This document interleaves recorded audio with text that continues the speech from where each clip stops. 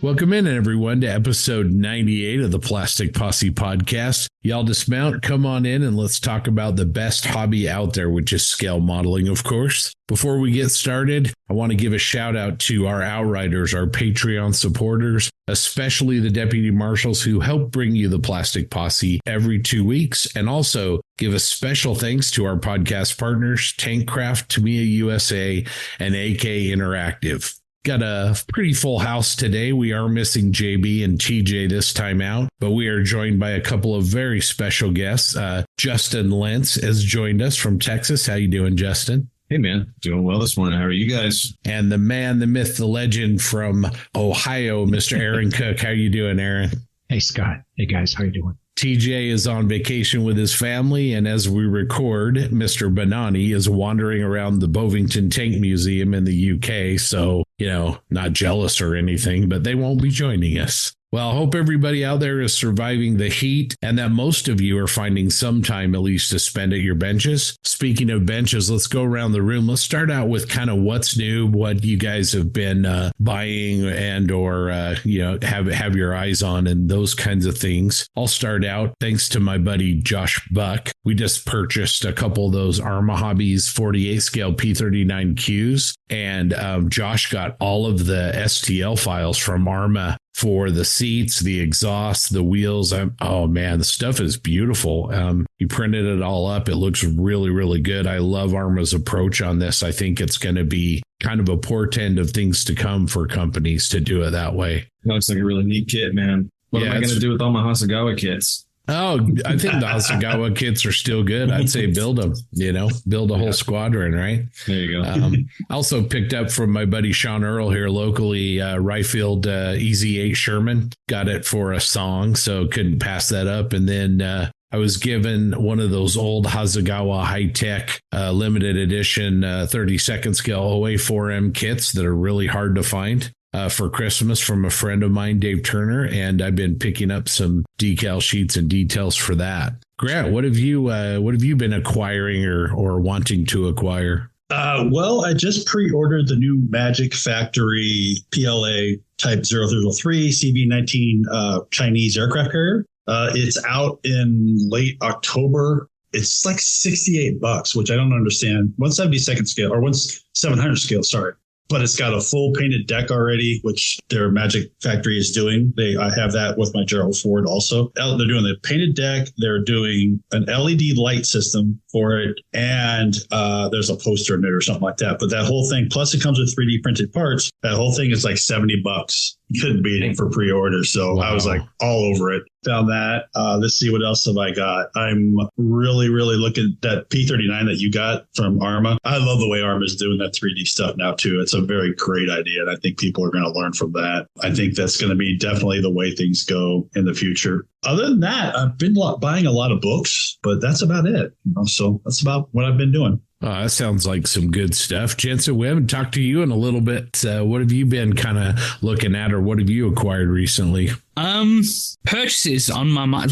There's not actually much I've had my eye on. There's a couple of announcements that came out recently that I'm just like, I know I'm going to buy it. If I'll build it or not, it's a different story. But Ryefield announced another armored car. This one's got the massive anti-tank cannon on it, like not the Puma, but it's a 234/something. There's that. I also like the fact that Ryefield releasing multiple sets of resin wheels for these now, because everyone knows that they're known to have mismatched wheels. And if you build one that has all the same tire patterns, that would be considered wrong. So yeah, Ryefield have announced that. Always love Ryefield kits. Tacom with another Tiger. I have 5 Tacom Tigers currently, and now they're releasing another one I want that's like green, and it's got like the Russian star on it. It's got no muzzle brake. It looks really cool. It looks weirdly not like a Tiger when it's in all green and no muzzle brake on it. I was like, okay, so that'll be the 6th Tacom Tiger I buy. I can't remember if this arrived before I was in the last episode, but I had an order from Hobbylink Japan arrive. It was the Tacom twin box set of the 2 newest Tigers that have Zimmerer. One was the Groove Furman one, and Otto Carius's. It's the twin box that comes with that, the Puma and the 250 half track, the new one, which just that's a good one. Glorious. We were talking about it just before we recorded, the quality of like the soft material, how Tacom just seemed to have absolutely nailed that. The included figure again, beautiful. I know TJ's currently working on that kit at the minute. He was like 1 billion parts just for the transmission, but at the minute he's loving the kit. It looks really nice. So yeah, from me saying there's nothing I want to purchase, I seem to have purchased quite a lot. Yeah, we were talking about that, and I was like, man, you got to listen to that little voice in the back of your head. I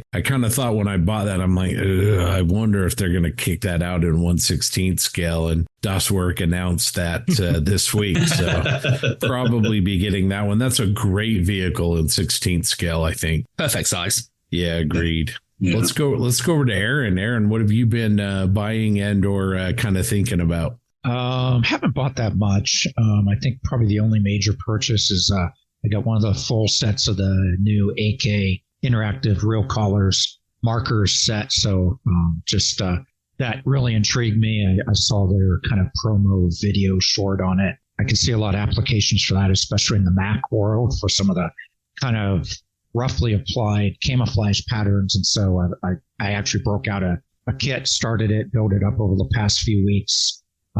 Currently in primer, but for no other reason than to put a base coat down and then use those markers for the camo scheme. So I'm looking forward to that. So I've played around with them a little bit, just kind of on scrap test models, and they definitely have some potential, but I think there is a learning curve that the flow of the paint is pretty quick. So you just kind of got to get kind of practice with them. And then I think they definitely have value, especially for, like I said, the kind of a rough camo scheme or detail parts especially. So other than that, kind of looking around me here at the bench, I'm still trying to I don't really, there's not that many kits I need, right? But I'm still trying to piece together kind of through some life events, had to reclaim most of my hobby supplies about a year ago. And there's still occasionally things I reach for and realize are missing and I don't have. So I got to piece those together. So I had some of those Mr. Weathering color kind of weathering pigments, but I didn't have any of the thinners. So I bought some of that recently, which I'm only telling you that story because I bought it from an eBay seller that's only like 45 minutes from here. So normally it's a next day sort of delivery thing in the Postal Service, but the Postal Service decided to take my little bottle of thinner on a tour of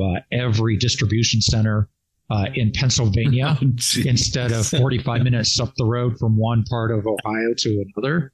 So that was exciting to watch for like a week and a half, and thinking this thinner is going to be out there in like 95-degree heat for a week in each of these mail trucks. Normally the post office, actually, I have good service from, so I'm not complaining about it. It was just amusing to watch. Other than that, though I don't need anything, my eyes are bigger than my brain sometimes, and I look at stuff like even that Arma Hobbies 48 scale T39. I'm not an airplane guy at all, right? But that plane has always kind of intrigued me. It's just kind of a wild design compared to many others. You got the door on the side, you got the cannon through the nose, right? And it looks like one that, whether it be a Lend-Lease one or something else, that you could paint up and weather pretty harshly. And so I look at that and think, oh, that'd be great.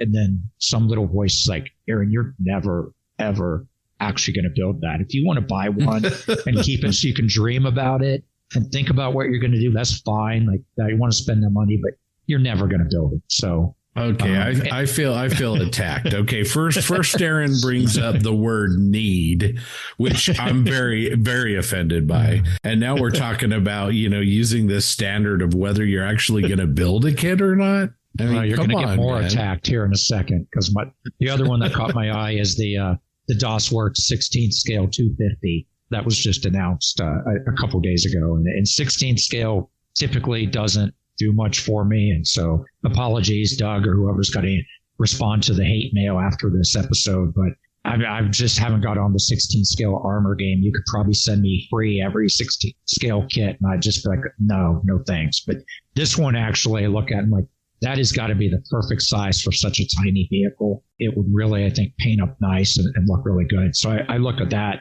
temptation again, like, I think that'd be a great thing. I could do this to it, do that to it. And I'm like, I'm not going to do that. I'm going to look at it and I'll go, yeah, that'd be cool. And then go, it's not my scale, 48 scale armor modeler. I'm going up like a lot from there. So those catch my eye, dream about them. But ultimately, I'll probably just stick to my 48 scale stuff. I think that's all I've been kind of doing lately. Justin, what do you think? What have you had your eyes on? I guess kind of like I'll go ahead and throw the Arma Hobby P39 out there as well. And like Aaron, that's kind of what I was kind of thinking, was heading towards maybe the Lend-Lease side of things. If I'd have to make sure that that's actually the correct model for that. But I think it is. I think the Russians did get some of those. Man, those things could be nasty and dirty. I love the big crazy slogans down the sides of the airplanes and stuff like that. So I'd probably try to find one that had something like that. But that one has been on the radar. I haven't really gotten, other than that, I haven't really gotten anything. I did take a trip to Plano for business 2 weeks ago. And of course, you got to drop in every, hobby shop whenever you've got a chance. And so hit the hobby town there. They've actually got a really cool hobby town. A bunch of Gundam stuff, just Bandai out the wazoo, really, all the Star Wars kits. So I did pick up one of the little 1/144 scale Y-Wings, just to kind of mess around with in the hotel room. And now just got to come up with a decent scheme, because you at this point have forbade me to go with Gold Leader. So I've got to figure that out without going down the rabbit hole too much, man. Because as I was going, I'm sitting there looking at schemes. It's like there's like 15 different versions of the Y-Wing. Some of them have glass on the top of the canopy, and some of them are solid, and some of anyway. So I was starting to turn into a pretty super Star Wars nerd there for a few minutes, but that's really all I've bought. That's really all I have bought. Well, we'll wrap things up with Doug. We're trying to stretch his voice out, but Doug, what have you had your eyes on or picked up new? Well, first, I'd like to apologize for my voice. I just am getting over the Rona, and I sound like my mother-in-law. So, and Aaron, don't worry about the hate mail. We're all about positivity here. So we just ignore it. At best, we ignore it. So recently, I've been on that, okay, don't buy anything else. You don't need anything else kick. But Sprue Brothers had the lightning deal for the FM2 Wildcat in 72nd scale for like $20. So I had to get that. I have been eyeballing a lot of things. I've been 3D printing more, having a lot of fun. I've found a free STL for the Xenomorph, the alien queen from Aliens. And so I printed a few of those out in varying sizes. And that's been a lot of fun. Other than that, I've been making baby snakes. That's about it. That new build plate is agreeing with you. I think that larger build plate on your new printer. Yeah, I'm struggling with it right now because I accidentally ordered the plant-based resin, and it's very brittle, and it does not want to come off the build plate. Like, it does not. It is a bear to get off. I hate it. That does not sound good. Doug kind of mentioned some things he's been working on. Justin, what have you been working on? Really the thing that really my mojo has gone to lately has been Bandai 1/144 scale Millennium Falcon. The one that was on The Force Awakens, so it's got the funky little rectangular shaped radar dish, and that's kind of where I'm at right now. I'm just about to start sticking. It's got a whole bunch of little decals all over it, so that's kind of my next move, is to get after that. Man, I'm really sticking with the Star Wars stuff. No, there's nothing wrong with that, right, Doug? Oh, not at all. You do what you want to do, and it's the Star Wars is coming out. I did just get done painting the little 1/144 scale figures. A little 1/144 scale Chewie it's pretty difficult to get looking just right, but it was fun anyway. So like I said, decals on that, and I do have a Tamiya Corsair 48 scale that I've been kind of picking at, I guess, for the last 3 or 4 months. Cockpit, it's kind of getting ready for paint. I did use some of the really cool, so some of you airplane guys out there know the Vector engines and stuff like that, the resin stuff. I stuck the Vector kit that has the cow flap actuators in the back. I love when a Corsair's sitting there on the ground. It's got the cow flaps all open, and it was just it's so blank in there that I was like, you know what, I'm gonna have to do it. So ordered a setup from somebody in the UK. I don't think it was Hannes, but it was one of those UK vendors, and I ended up getting that. God, it was crazy, like 4 days or something. We apparently can't get like thinner in Ohio from 45 minutes away in less than a week, but it took 4 days for me to get a deal all the way from over in the UK. So anyway, that's coming along too. Hopefully I can finish something here. I've got some more, like another business trip I got to take at the beginning of August. So I'm hoping I can at least get the Millennium Falcon off the bench and maybe get a chunk into the Corsair before I have to head out again. So I got to get better at hotel modeling. I'm going to call up Martin and talk to him a little bit. Get some tips and tricks. Yeah. Yeah, for sure. Jensen, what have you been up to? You're pretty much focused on that SMC project, right?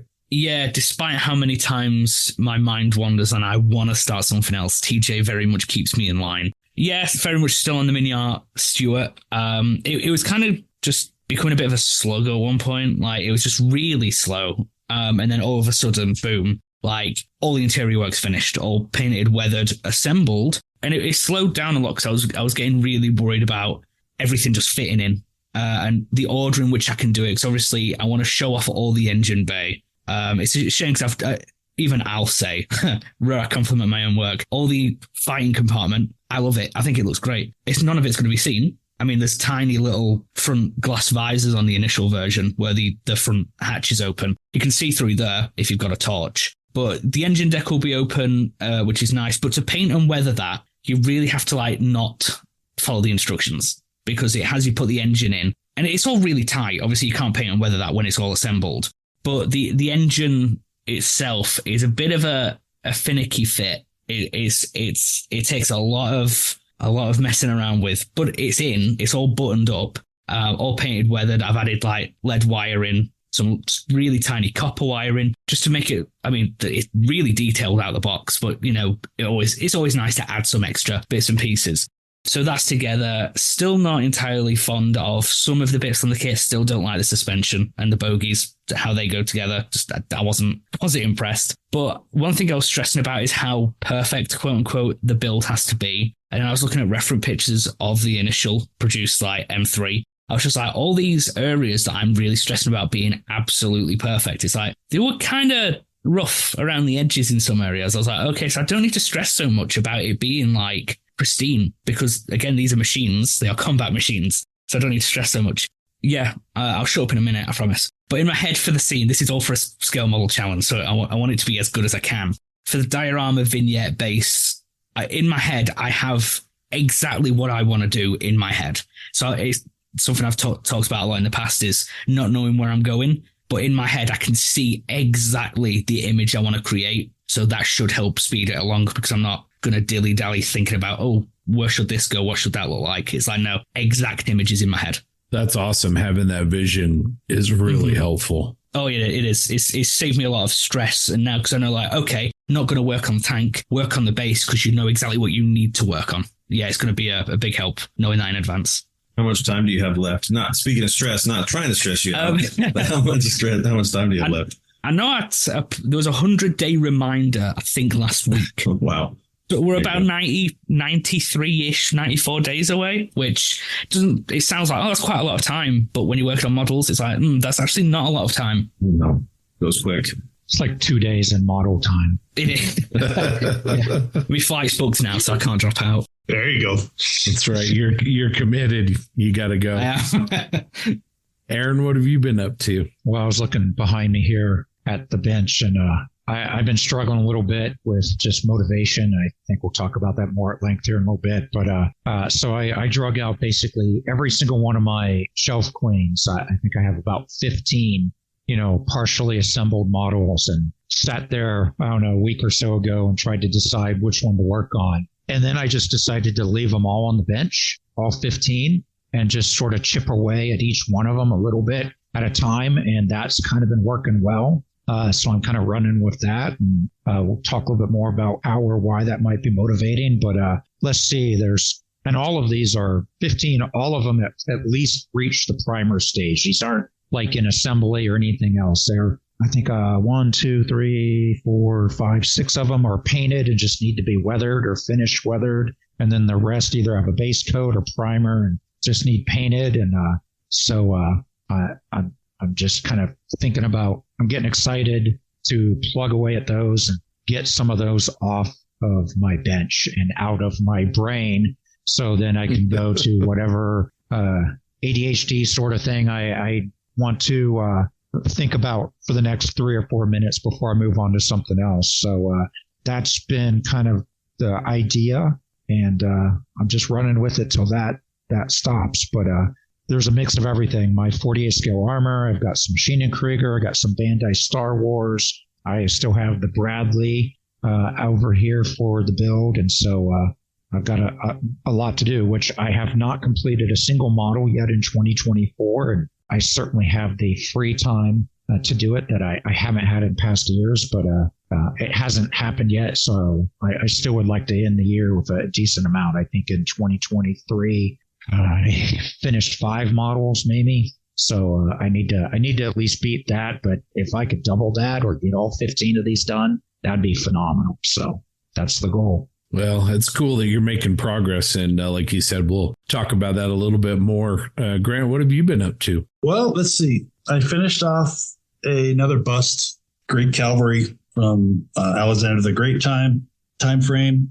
That's hopefully, it's done, but I got to straighten up a few things on it. That'll be going to MMSI with me. I finished up another little figure vignette with an Alpine and a Stalingrad figure together. I know you're not supposed to combine figures. Mike Blank, I know you're rolling. You're upset with me already on that, but it's that's done. I've posted that. I'm working on the Tamiya motorcycle, the new motorcycle kit that I got from Tamiya early. It's just getting to it has been hard, but it's the kit is beautiful. The figures are amazing. Only thing I did on them is change out the heads on one of them because the head didn't look good on one of them, but that's surprising. Other than that, that's really good. I have the Revell 172nd scale Swift boat, the Mark I. That is, I've got a little thing going with that. Diorama Paracel Models out of Vietnam has a 172nd scale junk, basically, with a couple people on it, Vietnamese crew. So I'm going to use those two together. A little thing. I found some 172nd scale naval crew or infantry crew. I'm going to build those together. So that's going to be fun. But that's about it. I mean, I've got a lot going on, but like Jensen, I want to finish more before end of October, but times kind of seems to be running away from me right now. So I kind of got to focus on some things. Other than that, I keep on threatening to build an aircraft. And that will happen eventually one day, but I'm working. Yeah, I've actually got a 262, the Tamiya new one, or the newer one with the Kenton Cloud with it. I have the Quintus parts for the interior. So I'm going to build one. I just got to get around to doing it. But that's about it for me. It's not that scary. You got it. Yes, it is. Well, as far as me, I actually finished the construction on the M1918 howitzer, the DOS work kit. I've kind of been working on that a little bit forever. It started out as a buddy build with Josh and I, but our schedules didn't match. So we just let's just get these things done. So that's ready for paint, but my bench is all torn apart. I'm hoping Wednesday, Thursday of next week, going to build a brand new bench, going to be a significant upgrade in storage space and also workspace. So looking forward to that to hopefully fuel some good projects. The Plastic Posse podcast is sponsored by Tankcraft. In addition to their awesome cutting mats, Tankcraft also makes some incredible scale modeling tools for your workbench. Want to keep that extra thin cement off of your bench and in the bottle where it belongs? Check out the Tankcraft Glue Base, designed to stop glue spills in their tracks. The glue base is made from solid milled aluminum. It comes with a stable rubber base pad, and it can accommodate most square and round cement bottles. And while you're there, check out their line of cutting mats and other unique modeling tools as well. Remember, Posse listeners get 15% off their first order by using the code POSSE15. That's POSSE15. So head on over to Tankcraft right now. That's TANKRAFT.com.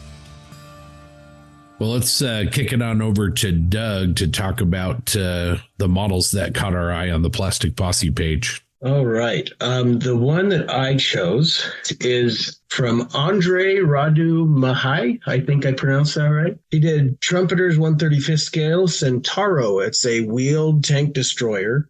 It's really kind of a cool vehicle, unique to Italian, and it's kind of rad. I love his paint scheme. I love he's got netting camo, like netting hung all over it. Looks very good. Nice mud work on the wheels. I just felt like it was a nice addition and one that we don't usually see. So it was fun to see what he's done with it. Aaron, what models or model has caught your eye? Well, this one's not completed, so I don't kick me off if that's not allowed in this portion. But Robin Vander Sande, I think. Apologies if I pronounced that incorrectly, but he just posted a picture. He just received a Stan Arts 1/12 scale Dewback, which is a resin kit of the best character in all of the Star Wars universe, and that's not up for negotiation by anyone. It's a kit I've had for a number of years, and one of those ones I keep looking at. It's like, I need to do that. And so this one's kind of got me motivated a little bit, and I might break mine out sometime soon as well. It's not until I get my other 15 builds done that are sitting here on my bench, but it's a huge kit. It's probably dwarfs even. I think when I got mine, I took a picture of mine next to a 1/35 scale King Tiger, and it was a little bit bigger than that. So it's a big hunk of resin, but it's excellent sculpting. Stan Arts, I think, still sells them on eBay. They've got a Tauntaun too, which I don't have, but I've seen built a couple of times. They paint up well, so I'm anxious to see what Robin does with that. That's cool that you picked that one, because when I saw that, that actually made me think of you. I knew you had that kit, and it's really awesome. I don't have one of those kits. I do have one of the Star Wars Legion kits, the little bit smaller ones, but yeah, I can't wait to see what you do with yours. Jensen, what about you? What caught your eye on the group? Easy pick for me. It was Stephen Altman's Stug 3 Aus B. The second he posted on the page, I was like, I'm grabbing this for the next time we record, because I know someone else will. It's the Dragon kit, and it's been upgraded with the Voyager set and T-Rex tracks. It's just visually beautiful. And as soon as I saw it, I was like, if I don't see that at SMC, I'm going to be very upset. And he said that's his scale model challenge project, so that's really cool. Can't wait to see it in person. Who doesn't love a Stug? Who doesn't love Panzer Grey? And who doesn't love things that are nicely weathered? It's just all round a beautifully done model.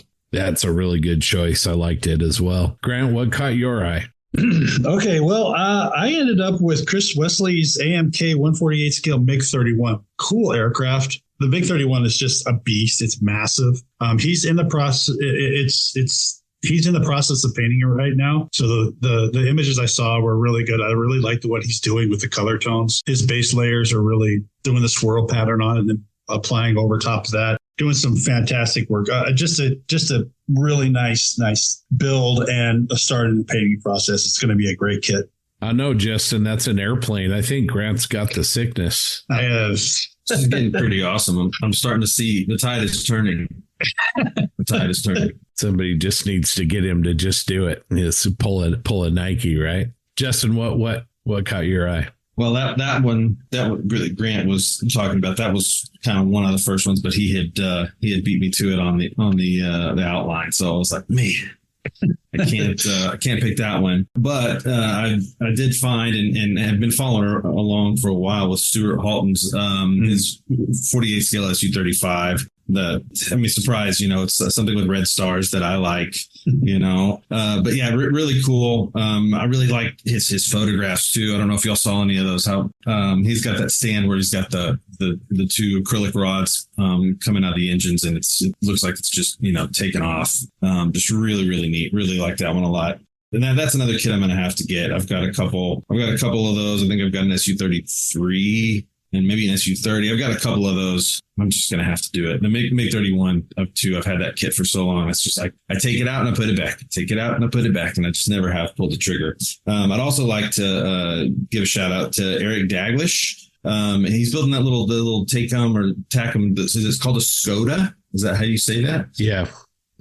Really thought that was really neat too. That funky camo scheme with all the black lines and all the garish colors. I thought that was really, really cool. He's really done a good job on that. Yeah, I agree on that one. I was thinking of that one myself. Caught my eye. I think he's been working. I think Eric's been working on that one for quite a while. It's good to see it back, and can't wait to see him bring that one across the finish line, because I'm pretty sure he's been working on that one for a while. Yeah, he said something like he'd been kind of back and forth. Did he say 2 years? Is that what I saw? Yeah, I think so. Really? That's a little beast of a kit too, because that round turret is split on the Tacom kit right down the middle. So you had to hide that seam really well too. The Hobby Boss has a version of it also, but they don't. But that Tacom it's a hard kit, and he's doing a fantastic job on it. Why would they do that? I saw that kit the first time I opened up the box, and I was like, okay, close the box. You're like, fine. Grant's all nope. After that crazy curveball of Justin's that he liked a Russian jet. I mean, who could have predicted that, right? I'm going to go with another wild curveball, and our good buddy, the Shizzler, Zach Grizzle. He did a palate cleanser to me, a Renault R35. And I think for him, it was just kind of a different build, just kind of to get away from his core subjects. But I think it turned out really, really terrific. Jensen, I'd like to get your thoughts on it, but I love the way he approached the camouflage, the French armor, and these Renaults in particular had some really incredible camo schemes on them. Yeah, it's not often I compliment Zach, but yeah, he did a really good job with it. And I like that he didn't give himself chance to talk himself out of finishing it. He literally just cracked on and got on with it. Because I think we're all guilty of that. We're very good at preventing ourselves from making progress. With this, he just got on with it and he did it well. And I think it's one of his actual best finishes. Some of the weathering on that, like the chips and the rust, especially around the exhaust area, because it's a knocked out vehicle. It's just banging. It looks amazing. So yeah, I think that's a good thing for him to do. Is just, I know it's easy to say, crack on and get on with it. I think we all need to do that, just get on with it. But yeah, it's really well done. I love it. Jensen, I want to commend you for saying all that with a straight face about, not talking yourself out of the project. That's proud of you. Ooh, how? I'd be a great politician. While Jensen's putting some salve on that burn, I'm going to go back to Zach's tank. I really like the dust work on the upper hull that he did. I mean, the dust tones on the lower part of the tank are great, but man, where the crew have mounted the tank up on the fenders and then especially up on top of that hole, I really like how he did his dust tones there. Really, really well done. I just want to say, too, that, Zach, not all of us are mean about what we say about you. That's just Jensen. We think you're a great builder. And, I know Jensen can be a little hard sometimes, but please understand. As I mentioned earlier, I have a couple of awesome guests. And so we've turned the heat lamps up a little higher than normal. And we've asked these guys to share some discussion points. So we're gonna let Aaron go first and introduce our first discussion topic. All right. Thank you, Scott. Yeah. So this topic is near and dear to my heart. And I touched on it a little bit when talking about what's on the bench, but finding your mojo, what motivates you or what keeps you interested in building, or maybe if you're not interested in building, how do you work through that? I maybe start with my own experiences and then pass it around the room to talk about. But I'll say this at the beginning.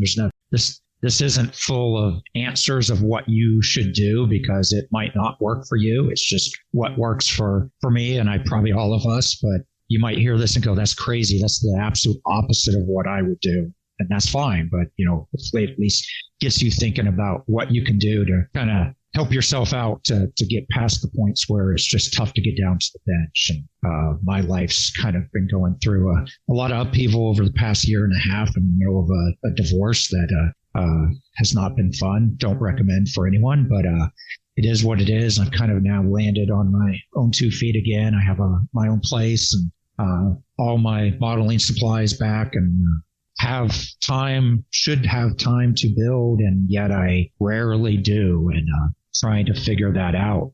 Why do I rather just sit and watch TV and not do anything instead of coming down to the bench, where when I do start working, once I get over that initial hump, then I usually have a good time and productive and get things done. And there's a lot of layers there, and we won't make this into Aaron's therapy session, because I'm not paying every listener $225 for an hour of listening to me talk about my struggles. But part of it is that. And if you're struggling, it might be worth getting professional help. I'll throw that out there. If you're struggling with depression, it's nothing to hide. You just got to work through it. It might require you to talk to somebody else and be brave enough to talk about it. So that depression might be holding you back from being able to be productive in rather building or other areas of your life. So with that out there, I'll say the other thing I found is just start something. Like, just sit down at your bench, even if you don't want to, even if it's just you start by just cleaning up. If it's cluttered, you organize everything.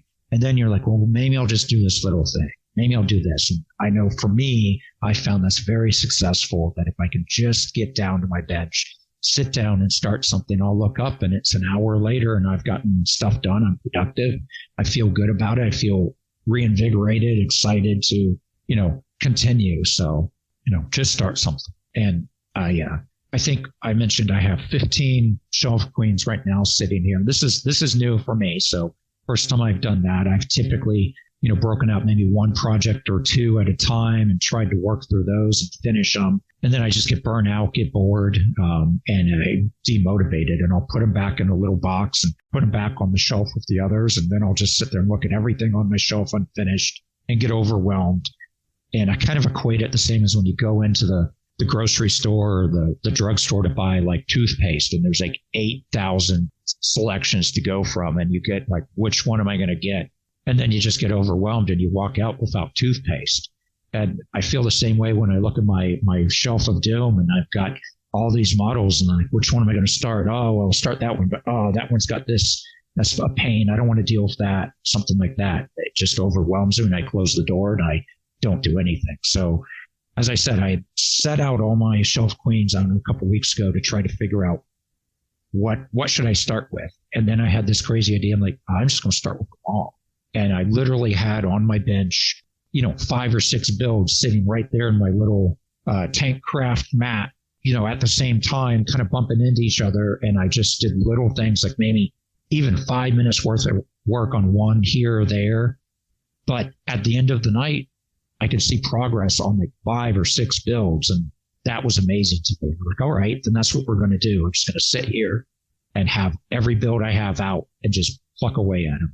And so I'm kind of riding that wave till it stops. But right now it's working for me, and it might be something if you've never thought of to try that. You might find that that's the breakthrough you need. So, and I think just I'll shut up now and let everyone else talk, but I'll throw out one other thing. Jensen said it about a project he's working on. I know he struggles sometimes with, which one to do and motivation or selection. And he said vision, and vision is huge, right? I think that is one of the biggest hurdles, at least for me, is that if I don't have a vision of how this thing's going to look at the end, it's a struggle for me. And that is doubly a struggle for me because I don't own a lot of reference books. I don't build off of reference books that much anymore. It's just not my thing. I found I care more about what other modelers do and getting inspiration from them.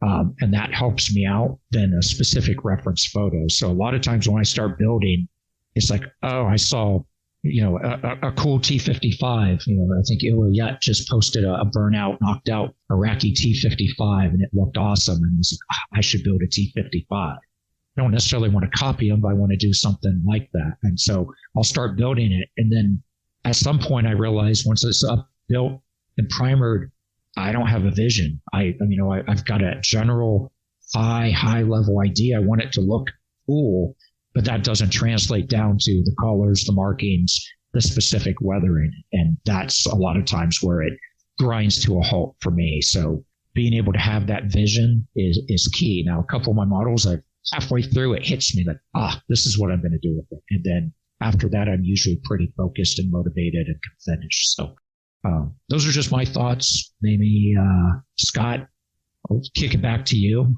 and see what your thoughts are. Yeah, I think first thing is, we're all here for you. So if you ever want to talk, I know sometimes you and I will jump on a phone call, and besides seeing your work online or seeing other people's work, I know sometimes just talking about a subject can really be motivating. Justin and I, we've been talking a lot about the Millennium Falcon. When I say talking, it's mostly me giving him crap about it. But when you're having those conversations, I think that really kind of can help you get motivated, because I'm the same way as you. If I go to work and I have a stressful day at work, you get home and, getting down to the bench maybe sometimes isn't as high on the list as it should be. So I'll fire up Diablo 4, or I'll throw on some reels, or, waste some time on YouTube or whatever. So I think first thing is that, just I really like you talking about inspiration and other people. And you guys know me enough that I don't need to bang that drum very hard, but the community and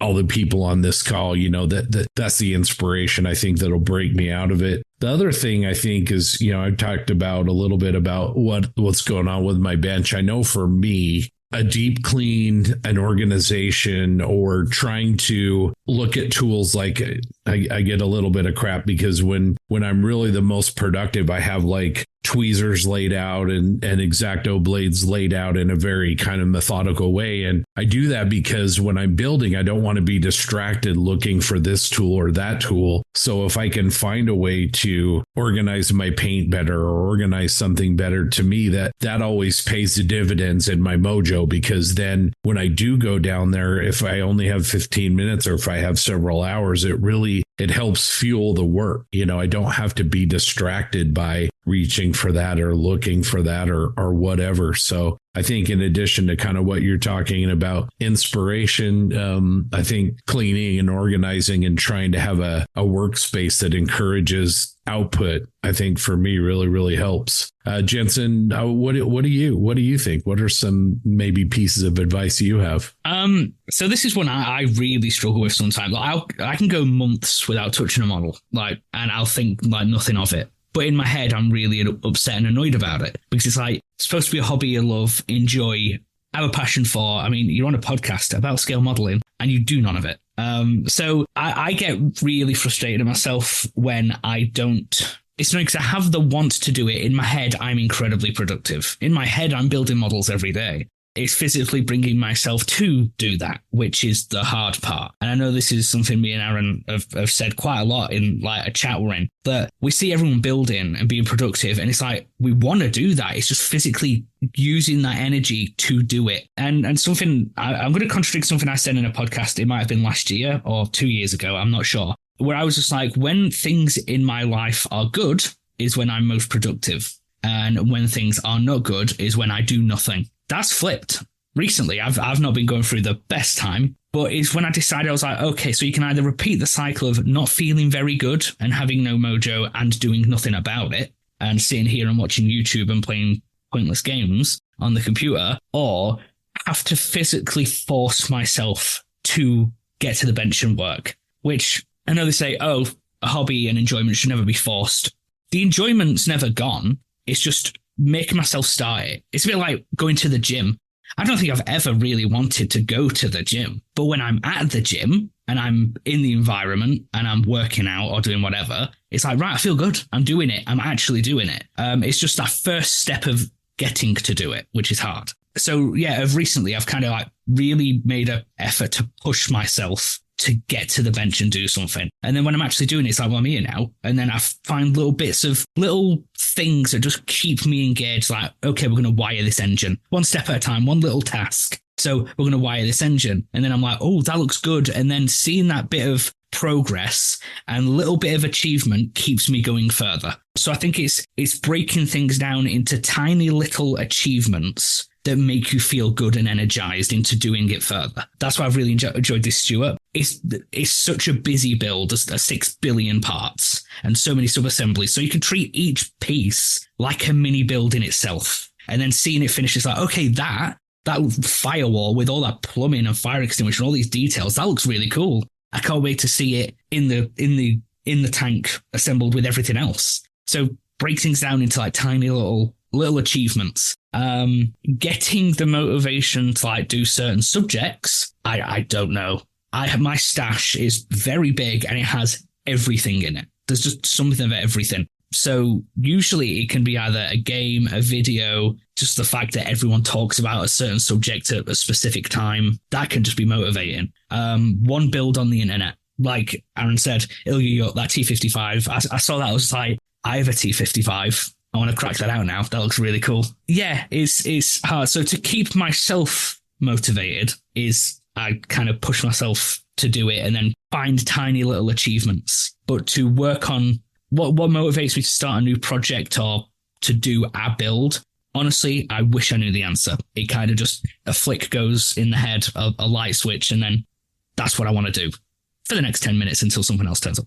It's funny you mentioned sub-assemblies, as we started talking about his Millennium Falcon build. Justin and I were talking about sub-assemblies for a different reason. Bandai kits are a little bit infamous for not reacting well to mineral spirits, oil-based weathering products. And so, I told Justin, I'd break that thing down in sub-assemblies and try and approach it that way. And if you do that and keep the washes and everything out of those connecting points and everything, that should help you a little bit on that. But Justin, what's your take on the sub-assembly thing? Does that help your Mojo? Yeah, that actually did. It was kind of cool. It was like, wait, I can do each one of these one at a time. So each became its own little build. And this kit's so nice. You're literally, I built and painted and weathered and everything. I did every step that I usually do after everything's together. I did it all while it was apart and then kind of slapped it together at the end. Of course, I'll do a little bit of airbrush work and stuff like that to kind of, tie everything together at the end. But it really did help. It really did help. And, I haven't seen any little cracks yet. There was a couple of spots that I had to put, a little bit of wash on, but it all looks good. I think the other thing there, it's not really a Mojo thing, but the other thing there is clipping some of those, like the Gundam guys do, clipping some of those connecting points, kind of shaving them down a little bit so they're not so tight. I think that also, you take the stress off the plastic. You don't allow that. You don't allow that mineral spirits or the wash of the enamels or whatever it is that's getting in there and cracking that stuff. You're not allowing that to get in there and do that. So, but for me, Mojo, and this is what's cool about us is that we all have different, ways that we probably go about this. And so hopefully, whoever's out there listening, if they are having a hard time, coming up with their own bit of Mojo, they'll have multiple options to choose from here, right? Whenever Aaron's talking about having 15 kits out on his bench, I start melting just thinking about it. Like I've gotten to the point where, as a matter of fact, most of my, if I have, shelf queens, I've actually set them out on the bench and I've been like, okay, what am I going to do with you? And I'll break them apart and take out the seats and take out stuff that, I could use on another build, and I'll throw some of the stuff away. And that doesn't happen often, but it feels so good. Sometimes it just feels so good. I'm never coming back to you. You've been in here for 8 years. I've moved on. You've moved on. And so, harvest the parts that I need or that I could use at a different point and just kind of chunk it. I've found that sometimes that's like Aaron was talking about. There's too many options here. I just need deodorant and there's 1,400 of these and I have no idea what to get. I did buy deodorant before I left, but it took a long time. It's just sometimes options are overwhelming. And there's been quite a few times where I've thought, I would love to just have somebody come over and give me $500 for everything that's in my closet and go back to having one model that I build. And then I go buy another one and build that one. I actually have a good friend who I think his stash, really accomplished modeler, and Ron O'Neill. I don't know if you guys know him. He's from Austin. He would have been at the Nats last year. Just does great work. And he has like 5 kits in his stash, I think. And that's just a thing. He is so disciplined. He goes to Nats and I think he bought one model. The guy's wild. How do you do that? I would love to know how to do that. And so, the options will wear you out. I think sometimes it just kind of overwhelms you. Another thing for me, Mojo wise, has been lately is putting my phone out of reach and putting some music or a podcast or something like that on and sitting here and just working, especially like, holy moly, the masking on the Millennium Falcon, all the individual panels that you have to mask off to get the different colors. That in the past would have made me put it in the box and put it up and I'll come back to it later. And, 20 years later, I'd throw it out. But just distracting my mind and not touching my stupid phone, don't touch the phone, put the tablet away, close the laptop, whatever you got to do. But I just went through Band of Brothers again for probably like the 7th time or something, just had it on in the background, kind of watching. And golly, it's pretty incredible what kind of progress you can make whenever you're not doing something else with your hands. Yeah, I agree with that. I think one of the biggest motivations for me was just listening to podcasts, listening to the Triple P back episodes, as I was building. And it's like all my best friends are there talking as I'm building. It's huge. But I wanted to go back just real quick to something you said, because I did kind of do this and I kind of left it out. As I was looking at those 15 kits, it was probably 17 or 18 kits, but a couple of them I did exactly what you did. And that like a couple kits, it's like, I'm never going to move forward with this thing, and just strip them off of the stuff, like you said, and either toss them or put them in spare parts. And that just is like a weight off your shoulders that you're like, we're done. And I don't even have to sit here anymore and think about it. Yeah. That was a struggle. It's hard to do because like part of my brain time, especially in my old life, used to be at a premium, right? And so I was like, I've spent all these hours on this. I'm going to think of it as wasted now if I don't finish this. And getting past that mindset of like, I'm wasting all my time stressing about this kit that I'm never going to finish, never going to enjoy. Just toss it, move on is huge too. I think that is underappreciated of throwing away kits that just you're never going to get to or finish. I mean, you probably, let's say you spent 20 hours on that thing and you bought it for $20. You learned something, you got some enjoyment out of it. If you don't finish it, I mean, is it the worst thing in the world? You know, I mean, you've made some progress. Chunk the thing and move on. And it feels, like you said, it feels good. It does. Yep. Yeah, I'm going to step in. I want to say two things first. Jensen's idea of having a plan like he has with his steward, exactly what he wants to do and what he knows it wants to look like, that helps me. That's the same thing with that. When I have that seems to help my process. Gets me out of the doldrums. And I'm like you guys, I don't know where it comes from. Sometimes it just pops up. Maybe it's a picture. Maybe it's someone talking about something on the internet. Maybe it's lots of times it's from books I'm listening to on my way to work and on my way home from work. The next thing I want to say is I think that the idea of getting rid of models is one of the best ideas ever for this kind of, I don't fall in that category where people say, I never throw away a model. I'll do that. No, that's not who I am.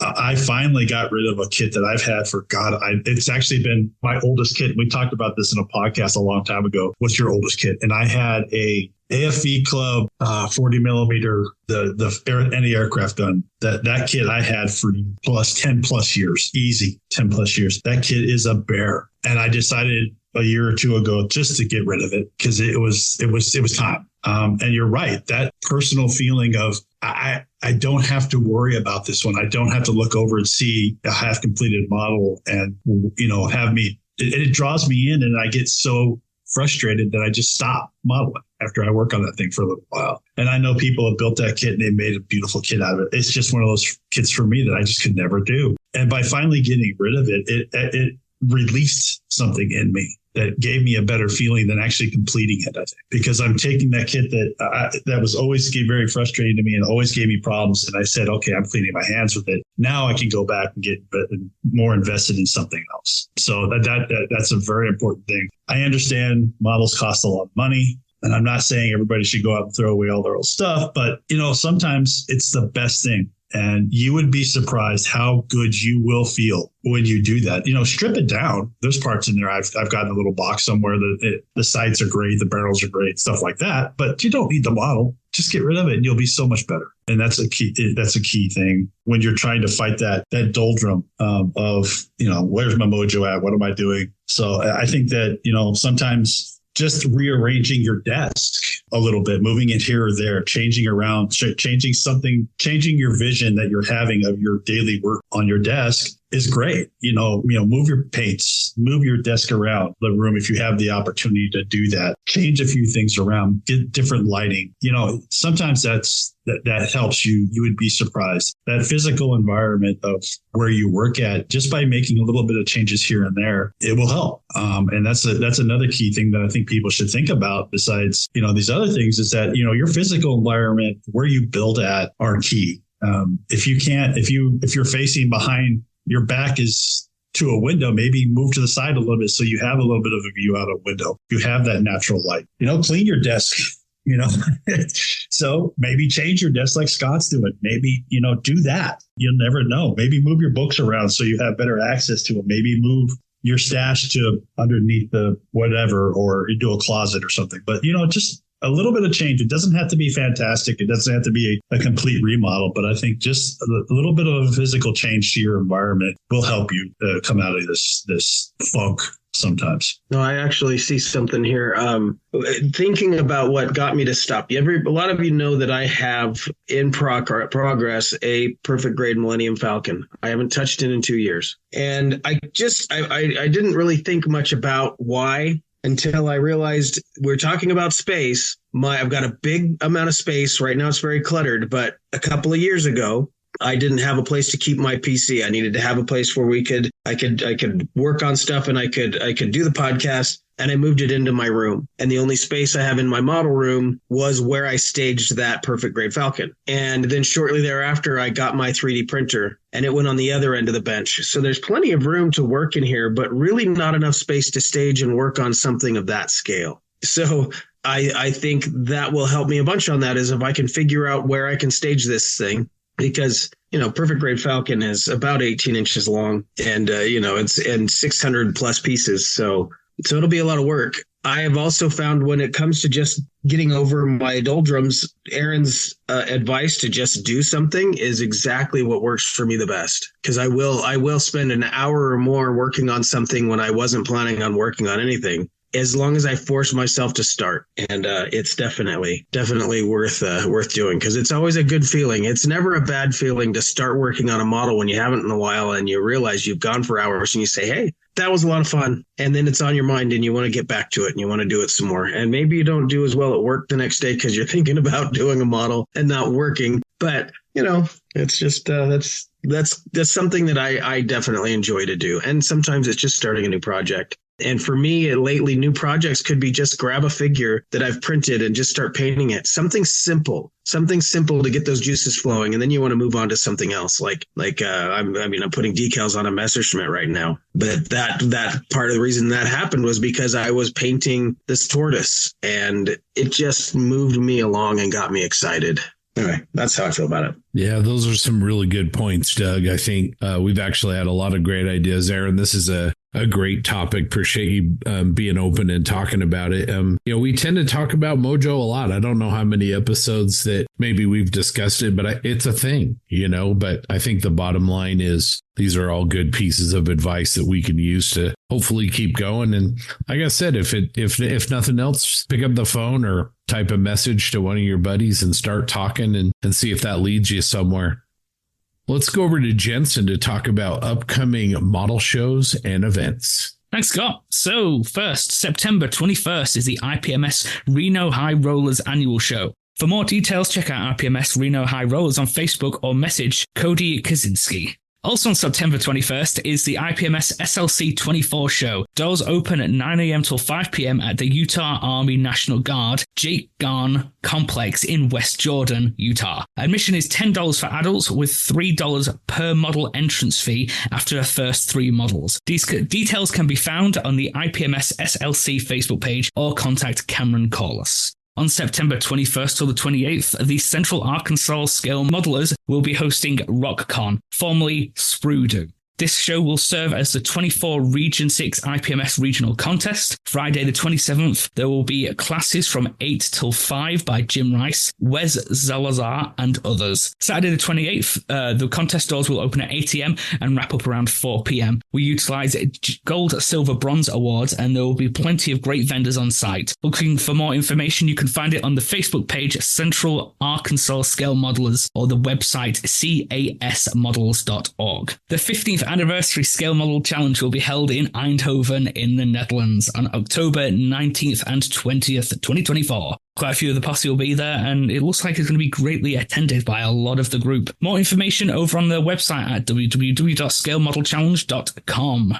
The annual MMSI show will be held October 18th and 19th, 2024 at the Schaumburg Marriott in Schaumburg, Illinois. For more information, you can check out their website at www.military-society-of-illinois.com/about the show. For our friends down under, Scale ACT24, Australia's friendliest scale modelling show, now that's an accolade, will be held November 9th and 10th at the Thoroughbred Park in Lynham, ACT. Modelers can enter models in the competition or select display only. Our friend Aussie Modeler, hi Mike, would like to remind us that the High Plains Modelers Con 33 will be held November 9th. This show will be held at Larimer County Fairgrounds in Loveland, Colorado. Doors open at 10 a.m. and there will be, this year's theme is The Birds and the Bees. Check out more information on Facebook at High Plains Model Club. We will also have the head of Scale ACT on the podcast very, very soon, as well as Pat Vess, who's the show chair for MMSI. precise. So stay tuned for those upcoming interviews. All right. Well, speaking of interviews, JB and I had a chance to sit down last weekend with our friend and aircraft modeler, Steve Baker.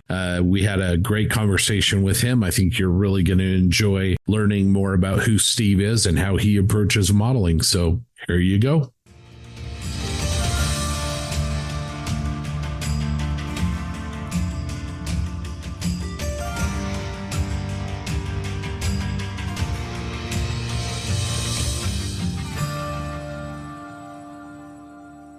Welcome, listeners, to an interview with the legendary Steve Baker. We talk about him a lot. Super happy to have him finally on the pod for an interview. It's been a long journey. It's been a fun journey. He's finally here. Super excited. Steve, how are you today? Hey, I'm doing good. And I want to say thanks again, John and Scott, for having me on. I wouldn't say I've been avoiding or anything like that, but it's fun to finally be on after talking to Scott a couple times over the past year or two. Like, hey, man, when are you going to come on the pod? When are you going to come on the pod? And part of that is I always feel like I need to build more, to have more to talk about. But yeah, it's good to be here. You have plenty of stuff to talk about. And as you mentioned, we also have Scott with us today. Scott, how are you? Doing well. Excited that we get to finally sit down with our brother Steve here and our F-15 guru and good friend. He's a busy guy, as he's mentioned. So excited to talk here. 100%. So let's just jump right into it. For our listeners that don't know, again, Steve Baker on the line here, predominantly aircraft modeling. But Steve, just tell us a little bit about yourself. Yeah, you bet. So early 40s, been modeling for most of my life. I just grew up in an aviation-minded family. My dad took me to all the air shows in Washington State, Canada, kind of Pacific Northwest area when I was a kid. So got to go to Abbotsford. Remember seeing the Blue Angels when they were flying A4s. And the very first show when they flew F-18s, we went out there in Whidbey Island and saw that. It was pretty cool. And just kind of had that aviation bug early on. And somewhere along the way, got some model kits in there. I think the very first one I ever got was might have been the Monogram F-16. I had the Tester square bottle enamel set and the really nasty paintbrushes that come with that. Painted up nice green, black, white combo camouflage. And, I just remember it was a hot, sticky mess, but I was hooked. And then as I grew older, all that aviation passion kind of got channeled into flying fighters and having that dream. So, yeah, as fate would have it, my dad's job took us out to Colorado right before I started my freshman year of high school. And so I got a lot of exposure to the Air Force Academy. And even though I would say early on in life, I probably had more naval air influences than Air Force influences, that kind of shifted. And so just going to school in Metro Denver area and being able to drive down to the Springs and see the Academy really made that dream feel achievable and reachable. And so worked through high school to try to make that happen. And I'm very thankful that it did happen. And from there, I was kind of on my way into military aviation. So started out as a T6 instructor pilot at Laughlin Air Force Base, and then from there into the F-15E. Did that for 7 years and had a lot of fun. Got to do all the things you want to do as a fighter pilot, be the pointy end of the spear of foreign policy, shoot missiles, drop bombs. And then it was all getting to be a lot of fun, but maybe a little bit too much for a young father with two small kids. So we decided to pursue some different flying, and now I've been at Southwest Airlines for about 8 years. But still building models the whole way. Never really stopped. People talk about different breaks, and I definitely had some runs where the production wasn't as high as it has been more recently, but I've always been interested and have usually had something on the workbench that I've been slapping together. Nice. Steve, you're showing your age, not with kids, but you saw the Blue Angels fly A4s. So, Yep. But we'll go back growing up. Going to a lot of air shows, very reminiscent of my childhood. Favorite aircraft growing up, what was it? The Tomcat, by far and away. I remember the spiel they'd always do at Whidbey Island where the Rio and the pilot would fight on the flight line, like who's going to fly up front, who's going to fly in back. And as a kid, you don't realize that it's not really an option. You're like, man, who's it going to be? And then they go fly the show. But I just love the Tomcat. It didn't help that as a young guy, we saw Top Gun in theaters, I don't know, a dozen times. My parents took me and drive-in even. I remember seeing it there, and I loved Top Gun. And so from a very early age, the F-14 was kind of cemented in my mind as like the fighter, and I still love it. I'm just so happy that Tamiya finally kitted it and gave that airplane the proper plastic love it needed. 100%. And you probably saw Snodgrass put on a show or two as well. Yeah, I'm sure. I don't know who the demo pilots were, but I know he was one of them, so it wouldn't shock me. Yep. Yeah, he was one for a long time. And I like you said, appreciate the Tomcat being kitted. You were kind enough to give me plethora of aftermarket to support a Tomcat build. So it's definitely in the future. Good. That makes me happy. Glad to hear that.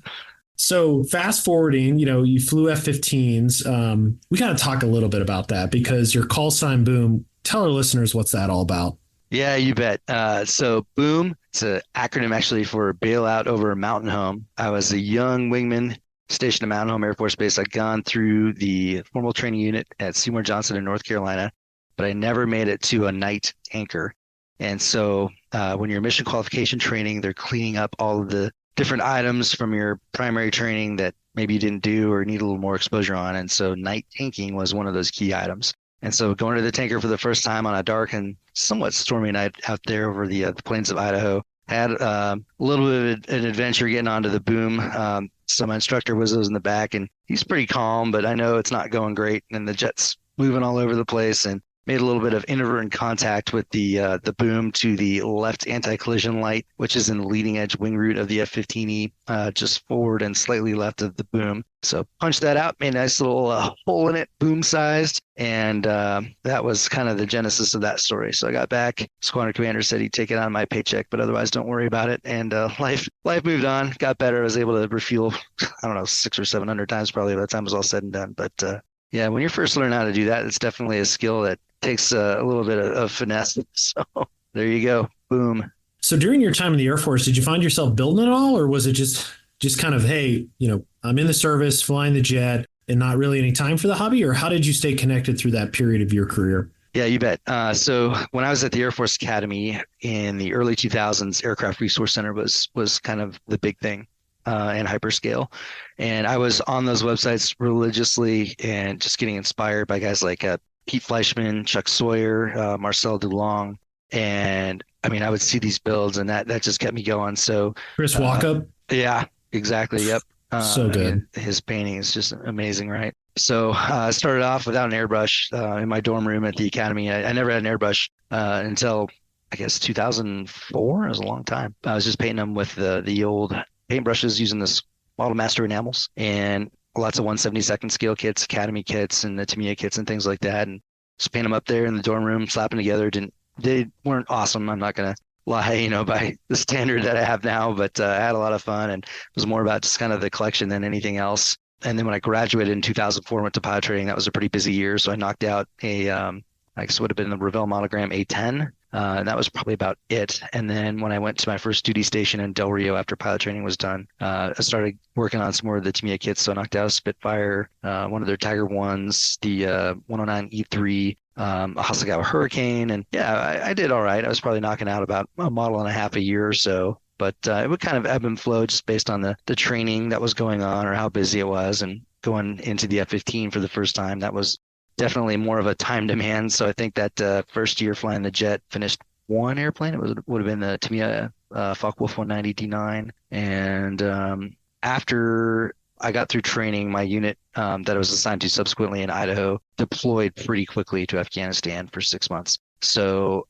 I want to say probably 2011 might have been the first year where I don't think I built anything. That was just a crazy busy year between the spin up to deploy and then coming back and getting upgraded. So I was a young wingman, and then it was like, all right, you've got all this time flying over Afghanistan. It's time to become a flight lead. And so that's a fairly intensive study process as well. And then from there, got a little distracted by some of the RC toys. When we were in Afghanistan, we all had these coaxial RC helicopters, and I decided it'd be fun to maybe get a bigger one. So I got an Align T-Rex 550, and I was doing that for a little bit. Some RC cars got in there, and got to the point with my wife. She's like, you need to just pick one. And so I went back to the plastic models. That was kind of the main hobby. I've always had my one true love, if you will, for hobbies. So had a little more clarity, more focus there, and then started building plastic models again more thoroughly. So I think I picked it back up in 2012 with the Tamiya P51D. It was the Red Tails edition after that movie came out, and that kind of got the juices flowing again. So, well, as the knight in Indiana Jones says, you have chosen wisely to stick with scale modeling as opposed to RC. RC's cool, but we're glad you chose this. So you mentioned, sounds like a lot of aircraft in there. Certainly, do you have a scale preference? I know you dabble in 172nd, but you mentioned a few kits there, I assume, are 48th. Where's your preferred scale? I'm pretty scale agnostic. I mean, I built lots of different scales. I generally will gravitate to whoever makes the best hit of a subject, no matter what the scale is. So like I said before, when I was at the Academy, I was primarily building 172nd scale warbirds, but I also knocked out a 132nd Tamiya F-15E and 4 the Revell F-15Es, 1 Monogram F-15C, so just kind of all over. But today, I'm just amazed at the choices that we have. We're spoiled for choice, and there's certainly some subjects that aren't really being kitted in maybe your preferred scale. I know a lot of people like 148th. I like it too, but if it's only in 172nd or the best one's in 172nd, I'll build it. I'll totally go for it. And lately, I've just been, I don't know, I've been my own worst enemy with focus. The new kit comes out and it's just kind of like squirrel FOMO. I need it. I want to get it. Start it. Then something else comes out. So as we kind of talked about before we started recording, going through a little bit of a life interruption right now with some reconstruction that's gone awry in our house. But one of the things I've been kind of vowing and mentally committing myself to is that when I get my hobby room back, we're going to go back to the Shelf of Doom and we're going to finish some things like the generously provided Tamiya F-35B from the Plastic Posse. Appreciate that. No, I understand. Life does get in the way, and you've got a big, beautiful family to take care of as well. So just wanted to ask before we kind of get more into the models, trading in an F-15E for a 737, that's quite a transition. What was that like for you to, become kind of a commercial pilot versus flying the big bomb trucks? Yeah, it was an interesting transition for sure. And one I wasn't entirely sure I wanted to do. So when I ended up at Seymour Johnson as an F-15 instructor pilot in 2013 timeframe, I wasn't really thinking I was going to get out at all in the military. And if you would have told me then in 2 years you're going to get out, I probably wouldn't have believed you. But obviously the economy was getting better coming out of 2008. The airlines were starting to hire again. And I noticed that a lot of folks in the squadron a year or two in front of me were starting to get out. And we all thought they were crazy. Why'd you want to do that? But they were hopping in the reserves. And so you go to the reserve side of the squadron and talk to them and say, hey, what's this like? And they're like, actually, life is pretty good. So I started to kind of get the idea at least, but I wasn't entirely sure if that kind of flying would be for me. So I went and did a special program to get a type rating in a 737 in Dallas through Higher Power Aviation. It was also somewhat of a strategic move because at the time, Southwest was in the back of my mind. Like, if I did make this move, I really want to go fly for Southwest. And they required a 737 type rating, and Higher Power was kind of their preferred way to get that. And there's a lot of people that go to Higher Power and are subsequently offered interviews at Southwest. And I knew that. So I finagled one of my other Strike Eagle buddies to go out there with me because we got a group discount. And then since we were cheap, we did the classic 737 program, so not the glass cockpit, but the 300s. Saved a little money on that and did that in 2 weeks. And it was really interesting because when you're flying an airliner, so much is done in automation. And what I mean by that is, you're managing information and putting it into a flight computer, and you're twisting knobs and setting altitudes and courses and headings and things like that. Whereas in a fighter, it's all hands on. And about the extent of automation is an altitude hold in an F-15E.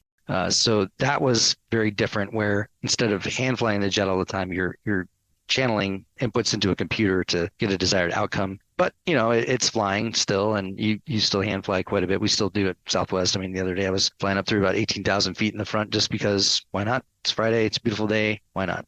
But I'd say that was quite a bit of a change. I did fly both airplanes for about a year. So when I left active duty, I hopped into the reserves, and I was flying as a F-15E instructor pilot, schoolhouse sorties, basically Tuesday, Wednesday, Thursday.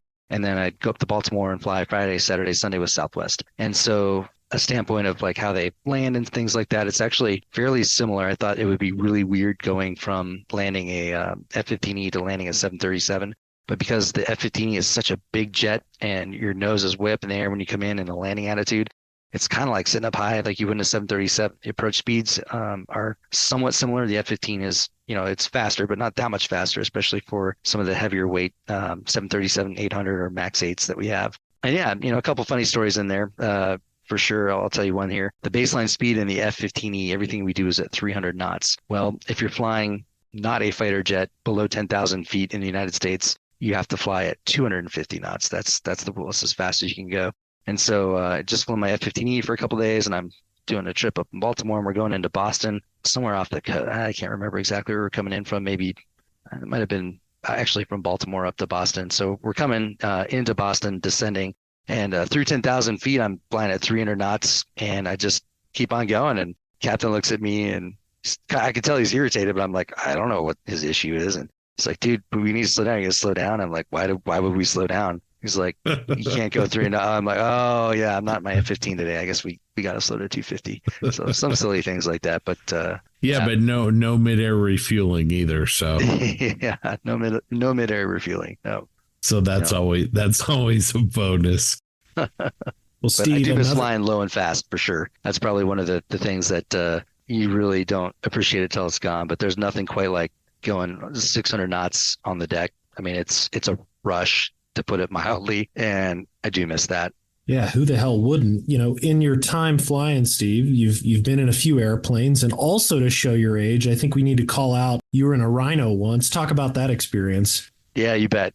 So I had the opportunity in 2011 to get a backseat ride in F4. I was at an exercise called Combat Archer, where we go out over the Gulf of Mexico from Tyndall Air Force Base near Panama City and shoot air-to-air missiles. And it's just a chance to validate that the missiles work, that the stations they're going to fire from the airplane work. And at the time, the full-scale aerial target was the F4 series. And so typically, each squadron that goes out for that exercise in 2 weeks will get allocated a single or maybe 2 full-scale aerial targets, big F4s to shoot down. But most of the missile shooting takes place against smaller drones called a BQM-167, which is, half the size of a regular jet. Just a big jet engine mounted to a small fuselage with these wings that have smoke pods, so they're really easy to see. And it's fairly controlled, obviously for safety reasons, but there's a shoot track. You go out with another F-15 that's chasing you, and he's basically got a forward airborne air controller in the back that's clearing the shoot cone and telling you when you can take a shot. And then when you do take a shot, the drone will maneuver so that the shot will be defeated. You take like a max range shot, so any kind of maneuvers will defeat the missile, and that just lets more people shoot missiles at the same drone before the drone splashed. And they do the same thing more or less with the F4s. So my first time out, I didn't get to shoot down an F4, but the F4s are also optionally manned. And when we're not out there shooting missiles, or what the other guys are doing who aren't scheduled to shoot missiles that day, so we go out over the water and we do large force exercises. So all the units that are TDY there, in this particular year, we were with the Montana Guard, and they were flying F-15s. There was a brief time period with that F-15Cs. And then the California Air National Guard, the Fresno guys, had F-16s. And so we had, big, large force exercise, and we just needed to have more bad guy radar targets. And so they would put up a couple of the F4s, flown typically by civilian contractors, although there were a couple active duty guys that were checked out to be part of the Red Air Forces. Red Air is just kind of a general term for bad guys, if you will, that are going to go up and kind of oppose you, and just more fast-moving radar targets. And so there were cockpits open to go get incentive rides in our squadron, kind of use that as incentives for the young guys in the squadron, which I was one of them, to go get a ride. And so, I got to hop in the back seat of an old RF-4C that looked pretty long in the tooth, been pulled out of the boneyard and been painted orange on the wingtips and the tail. And it looked like, man, is this thing going to fly? But it sure did. And I had a blast for 1.3. And the civilian contractor I flew with was an old crusty Vietnam pilot. He was great. And pretty much from gear in the well till we got back in the pattern, it was my jet. And so that was just a hoot, just an absolute blast flying this thing around out there. Very powerful. I was kind of surprised by that. In the Eagle, just a little bit of turbofan lag when you throttle up, but with those old turbojets, man, it's like power on demand, and they're still fast. Took that thing over the Mach, and I was like, man, please don't fall apart. But it was great. We also share the A4, the very first air show I ever went to. I saw the Blues in the A4s and saw the C-130 with the Rado pods on it, and Fat Albert. And man, just really made a huge impression on me. I still love the A4 to this day for that. And that was also the first time I ever saw a Tomcat. Awesome. Yeah, I love the A4 too. That was one of my very first airplane toys I remember. It was actually an inflatable, like, blow-up A4 thing that they sold at Seafair, which is this big hydroplane race that takes place outside of Seattle, and the Blue Angels always perform. As a matter of fact, when we were staying up at the Northwest Scale Modelers Show at the lake house there, the Posse House overlooking Lake Washington, that was pretty close to where that Seafair race is every year. It's typically in August, and the Blues always put on a good show. But one year as a kid, we went out there and we're watching, and they had the Blue Angel stand and the inflatable, A4s that were on a stick. And I wanted one and I got one. So that was a prized possession for many years. I actually wanted to talk to you about your dad. He's a great guy. We've all got to meet him at different shows. But what role did your dad play? And maybe let's get it back to the hobby a little bit. In you building models, whether it was just taking you to shows or, talk a little bit about the role of your dad in your modeling. This might be a little disappointing, I guess, then, but he wasn't really much of a modeler. It was actually my mom that got me the first ever model that I remember. We did go to Oshkosh a couple times in the 90s, and I do remember coming back with some models, specifically the Testors F4G. I think I got to Oshkosh one year. And then it might have been a Testors Wildcat. I'm not sure. So Dad would have bought those. But he wasn't really into building models. He's definitely, as an adult, been interested in the hobby and seeing what I do. And he's enjoyed coming to shows. You guys obviously have seen him at Nats and some other shows around. So that's been fun to connect with him about that. But he's always been more of a car guy. So when I was growing up, he was really big into autocrossing with the SCCA and racing cars and stuff like that. And building models wasn't something that we really shared together. But I was down there in the garage with the paintbrushes and Tester square bottles making a mess. Yeah, so the kind of maybe the artistic part came from mom and more than dad, and dad was taking you to air shows, maybe, kind of a thing. Yeah, certainly the bug for aviation came from dad for sure. I think mom was just happy that I had something to do and wasn't going to stay on board or watch TV or something like that. So she was more than happy to let me set up shop and make a mess. Yeah, my mom would give me a card table and put me out in the backyard so I didn't get paint on anything, Yeah. You just spoke about being scale agnostic, and I want to talk about one of your models that I absolutely love. I mean, you're a very good modeler, obviously have won a lot of awards, but one of my favorite models that you've ever built, I know you're not really known for this, is as an armor piece, and it's a 148 scale T-34-85. Talk to me maybe about that, and do you have some more armor builds in your future? Yeah, you bet.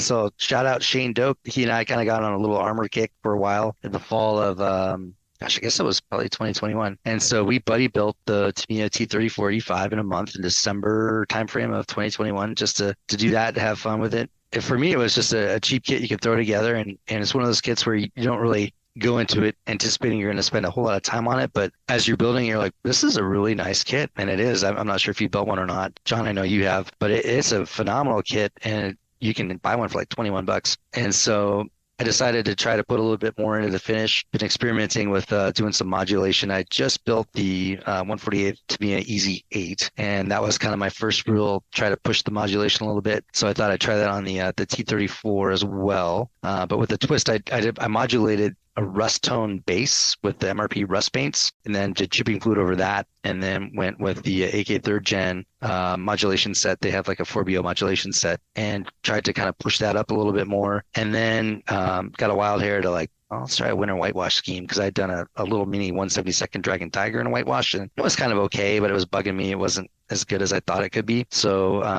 I decided to do that, and I found a inspirational reference photo of one that kind of had an interesting whitewash where there was some like disruptive camo to it, but it had almost completely faded out to the side of the tank versus the top of the turret was really, really white. And used a combination of some Tamiya XF with a little bit of buff in there, and then some of the ammo washable whites, which are really interesting paints. I don't know if you guys have used those much, but they will streak and leave kind of like a chalky thing behind, I guess, like a real winter whitewash paint would. So it can create some neat effects and cool streaking effects. But yeah, it was one of those models where the more I kind of spent on it, the more I felt inspired to just keep going. So I think it's definitely resulted in a very interesting finish. It's probably one of the best armor pieces I think I've ever done. I enjoy it. So yeah, there's more armor in my future. I've actually got right now in the garage a 148 Type 10 Japanese main battle tank that's just about together. And once I get my hobby room back, I'll probably put some primer on that and get that in the paint booth. Yeah, your T-34 is great. I love the Easy 8 as well. That's another good one. Yeah, that was fun too. Those are great kits. Obviously, you can really put as much or as little into those Tamiya kits as you want. I know that the detail, especially 148, is a bit simplified, but if you want the slammer build, as you guys like to say, there's just nothing better than those 148 Tamiya armor kits. They're really great kits for that. I do like my Easy 8. I don't think it's because of my Sherman. For whatever reason, I got a track run that's a little bit higher on one side that almost touches the mudguard. I'm not sure what I messed up there, but I messed up something. But it's still, it occupies a space in the display case. And, I think actually I totally skipped over one that I'm working on that maybe you were alluding to, Scott, but I've got a Tamiya Panther D that's all painted up, and it is also really darn close to being finished. So that's going to be the next one across the line. That was a real challenging paint scheme to do. I used MRP paints just because they're so thin and you can spray the really low pressures to get the camo. But it was fun. I went with a beige color instead of the dark yellow, based on a recommendation from Sam Dwyer, to just give it a little more distinction between the color patterns, and I know it'll darken up once I actually weather that sucker. I got some metal tracks for that from Fruh Model. Those were kind of a pain in the butt with tooling out all the pins, but I've done it. So again, just based on the little contractor oopsie with our house, that one's kind of been pushed into the storage, and once I can have a little more space to make a mess on that, I'll do that. But it's basically ready for weathering. And if you want to see pictures of that, I've got some photos up on my Instagram that show the camo paint, because that's all done, and I'm pretty proud of how that turned out. I think that turned out all right. Oh, heck yeah, man! I can't wait until you finish the Panther. One of the things I think we skipped over, smaller scale, 72nd. One of my favorite builds of yours, and its armor piece, is the King Tiger from Flyhawk. I think you nailed it. And I think you were finishing that in the room with me in Salt Lake City, if I remember correctly. Yeah, I was. That's probably why I nailed it, if you will. It had the Bonani presence upon it during its finishing touches. Again, kind of bought that one on a whim, and I'm a sucker for a good deal. But these Flyhawk kits, they're $20. They've got PE, metal barrel. They've got a 3D printed gun muzzle, and they just fall together. The plastic's a little bit soft, so some of the smaller parts are going to break, like the tools, over and over, and that's challenging. But that was a fun one to throw together. Really enjoyed that kit, and painted that one up also with the MRP. And that's kind of what gave me the idea to maybe try something different on the Panther, because I felt like the dark yellow was just a little bit maybe too yellow, and I don't know. I haven't built enough German armor to figure out the proper dark yellow. I should probably ask you what your flavor du jour is of that. I guess the Tamiya new dark yellow might be better, but anyways, yeah, that one turned out pretty well, and it's a very delicate model, but I'll be bringing that one to nationals as well.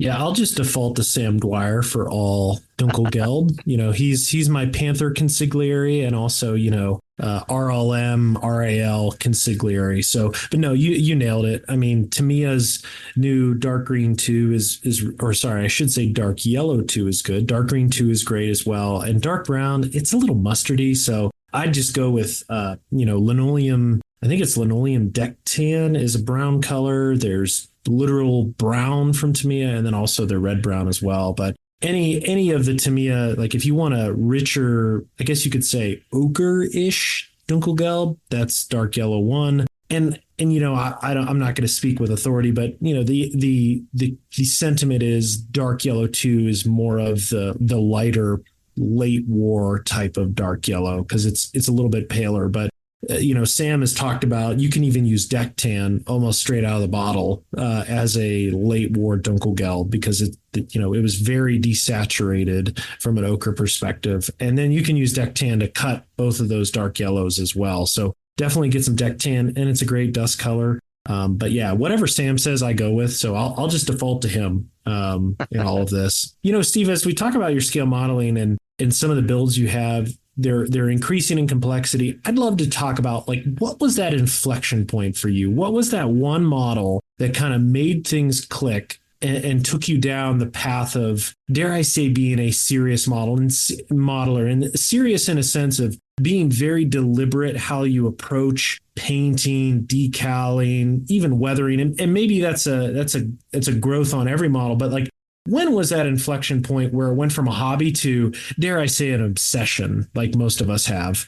That's really hard to pin down, because when it comes to a growth perspective, I look at 2020 as a year where I can look at my models and say the quality really improved. And I think probably for most of us that were fortunate or able to build a lot during that year, that's probably true. But I think I took it seriously before that. For me, if I had to pick one that kind of met that criteria, I would say it was probably an Edward MiG 21 MF that I built mostly in 2013. Actually, that model came with me to the Emirates when I was deployed.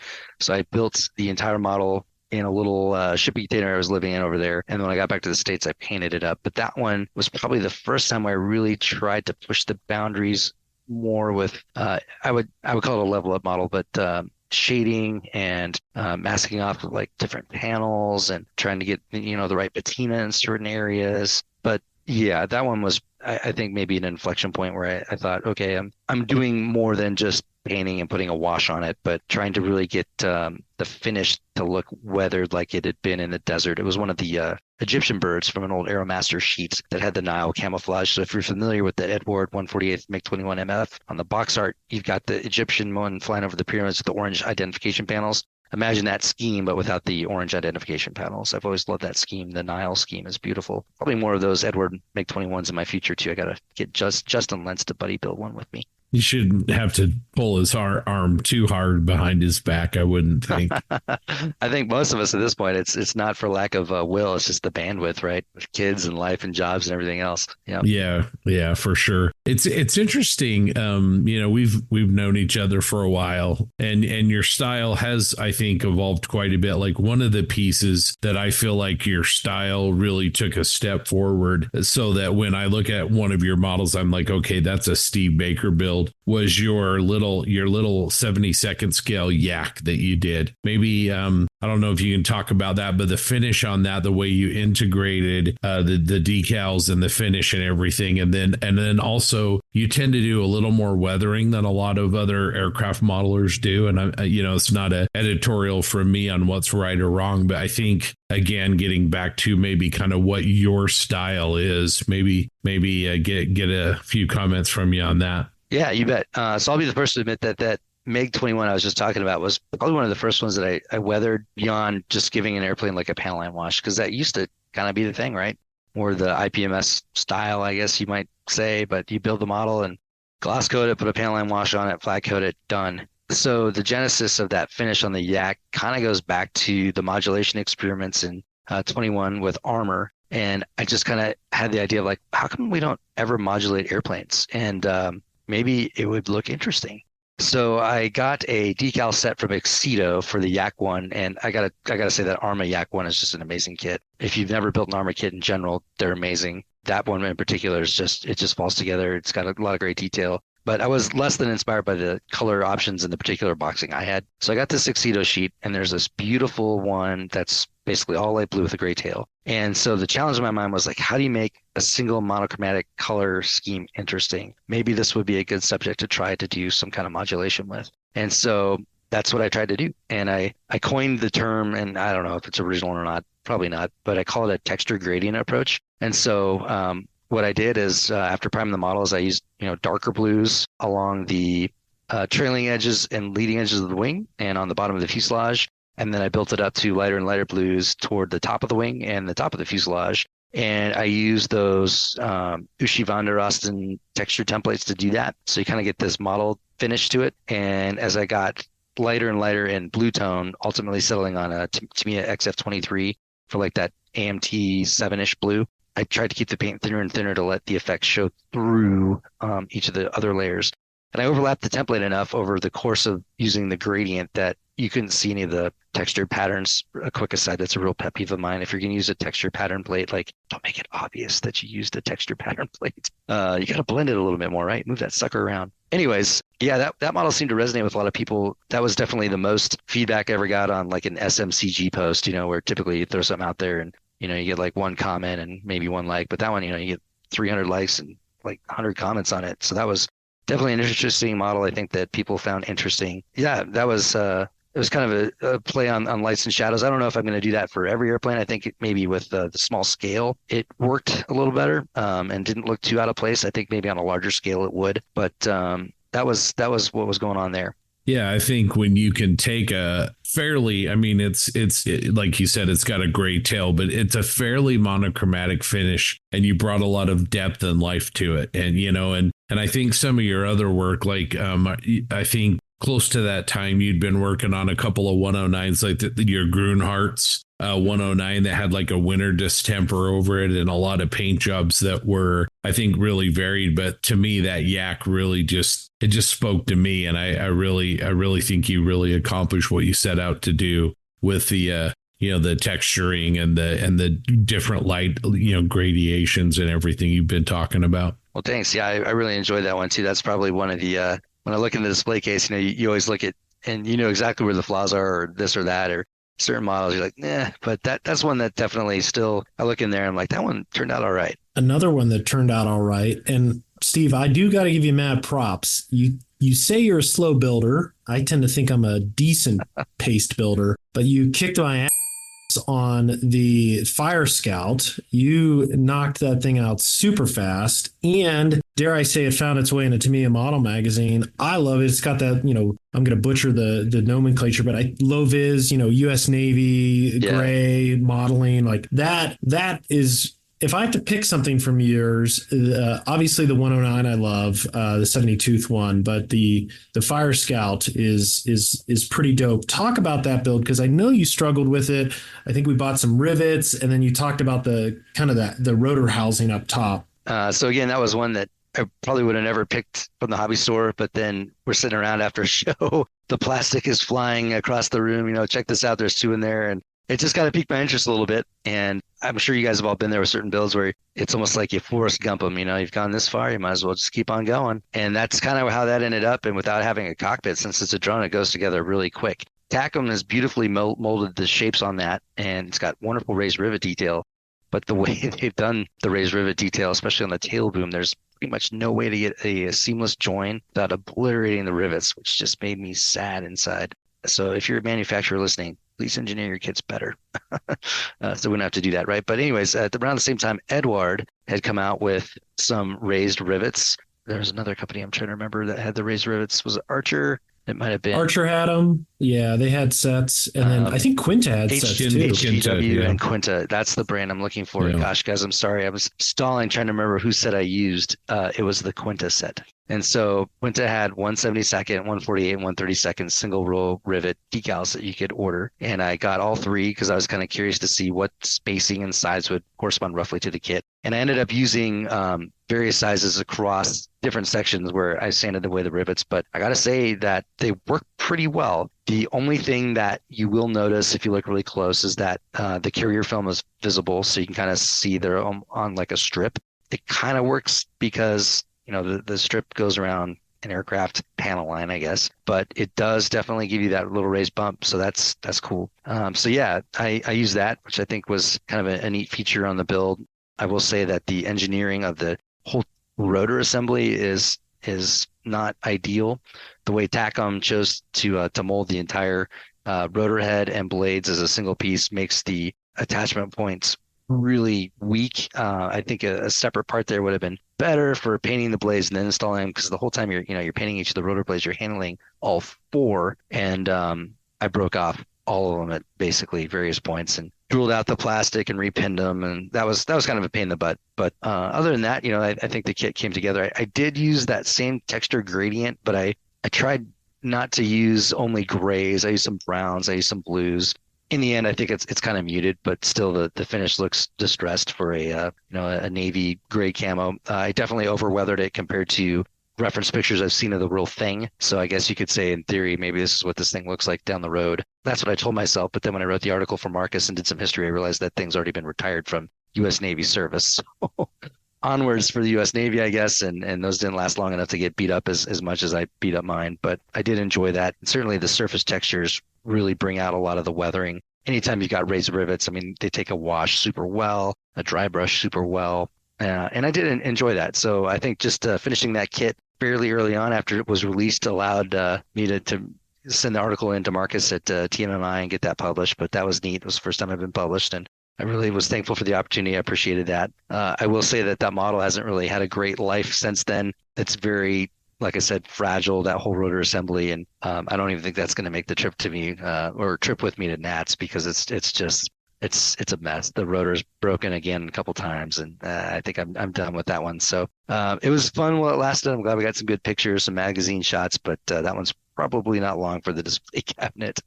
No, that's awesome. It's certainly my favorite. While we're on the topic of modeling your F-15 history, if someone wanted to build an F-15E, let's just go through the popular scales of 72nd and 48th. Sure. If someone out there loves modern aircraft, if they want to build what's the best F-15E on the market in 72nd scale? Yeah, I think I'd have to give Great Wall the nod right now. The only nitpicks with that kit, I would replace the exhausts. A cheaper option that's not bad is the Academy series, but again, you definitely have to replace the exhausts. They're terrible. If you want to build an F-15K or anyone with the GE engines, then the Academy one's not as bad. They've got some decent GE cans in the box, but the exhausts were terrible. And like I said, kind of ditto on the Great Wall. They've just made the actuator rods too thick. Revel, they just came out with a brand new 172nd F-15. I don't even know why they tried. That kit is absolute garbage. I mean, it really is mind-boggling. It just kills me because most of the manufacturers these days, when they're tooling these F-15s on the box art, they'll put a recent paint scheme. For example, when Revell came out with that new one, they had the D-Day 75th anniversary scheme on the box. And then they gave you in the box a 1990s Desert Storm F-15, which was like, what? With 1990s Desert Storm weapons and all the rest of it. So that was trash. Avoid it.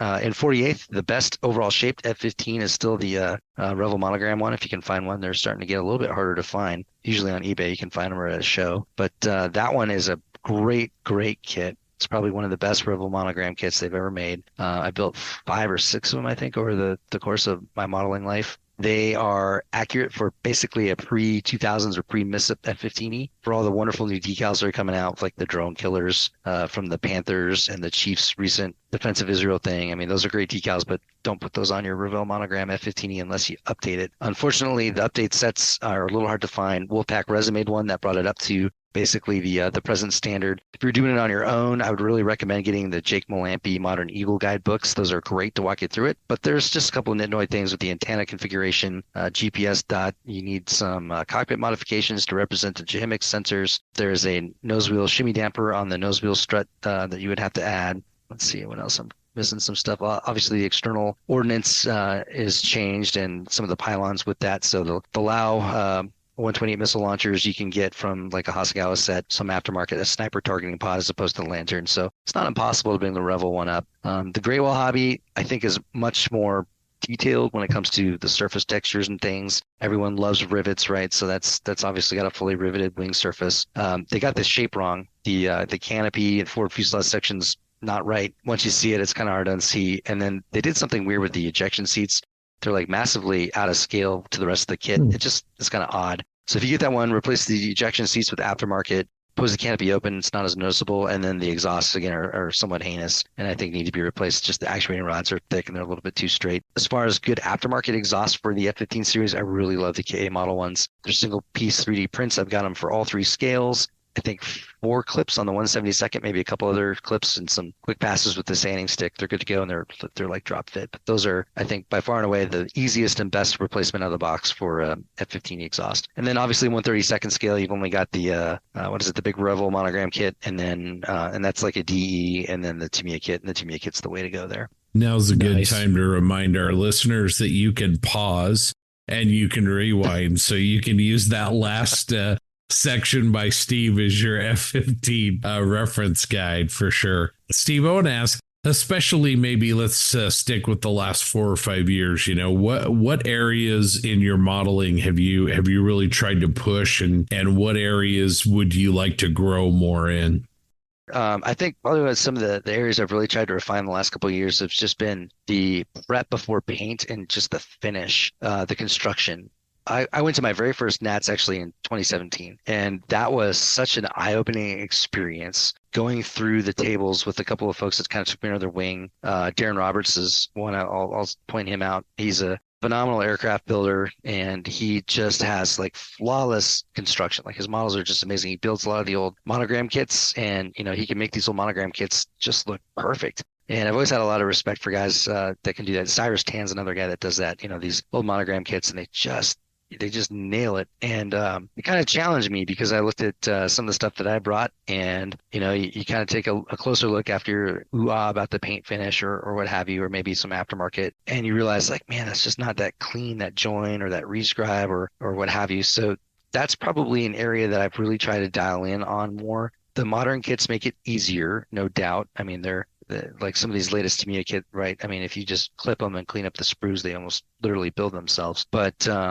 I never want to be limited by having a modern kit if there's a subject like I really want to do. And so I found that to be something that I want to get better at. So I bought some of the MRP scribing tools and tried out some different tools to really see if that could help up my game a little bit. And, I'll spend a lot more time in primer than maybe I should, chasing down certain things and seams, and hopefully it pays dividends. And, some of it is probably an anal retentive quality that is it really necessary? Can you just enjoy? Can you get more models built in a year if you didn't have to go back and continue to fix things? But that's definitely something that I've kind of keyed in on. I will say that I do enjoy contests. I don't purely build for contests, but by nature, I'm fairly competitive. And so I enjoy that aspect of the hobby. And so for sure, when I'm building something, I kind of keep that in mind of like, okay, this is or isn't going to pass muster. And I try to dial that in as much as I can to ensure that the model is really built well before committing to paint. You mentioned your buddy Shane, and he likes to, I know, do models that have a lot of open panels and dropped flight controls and things like that. Is that something that you like to do in your aircraft builds?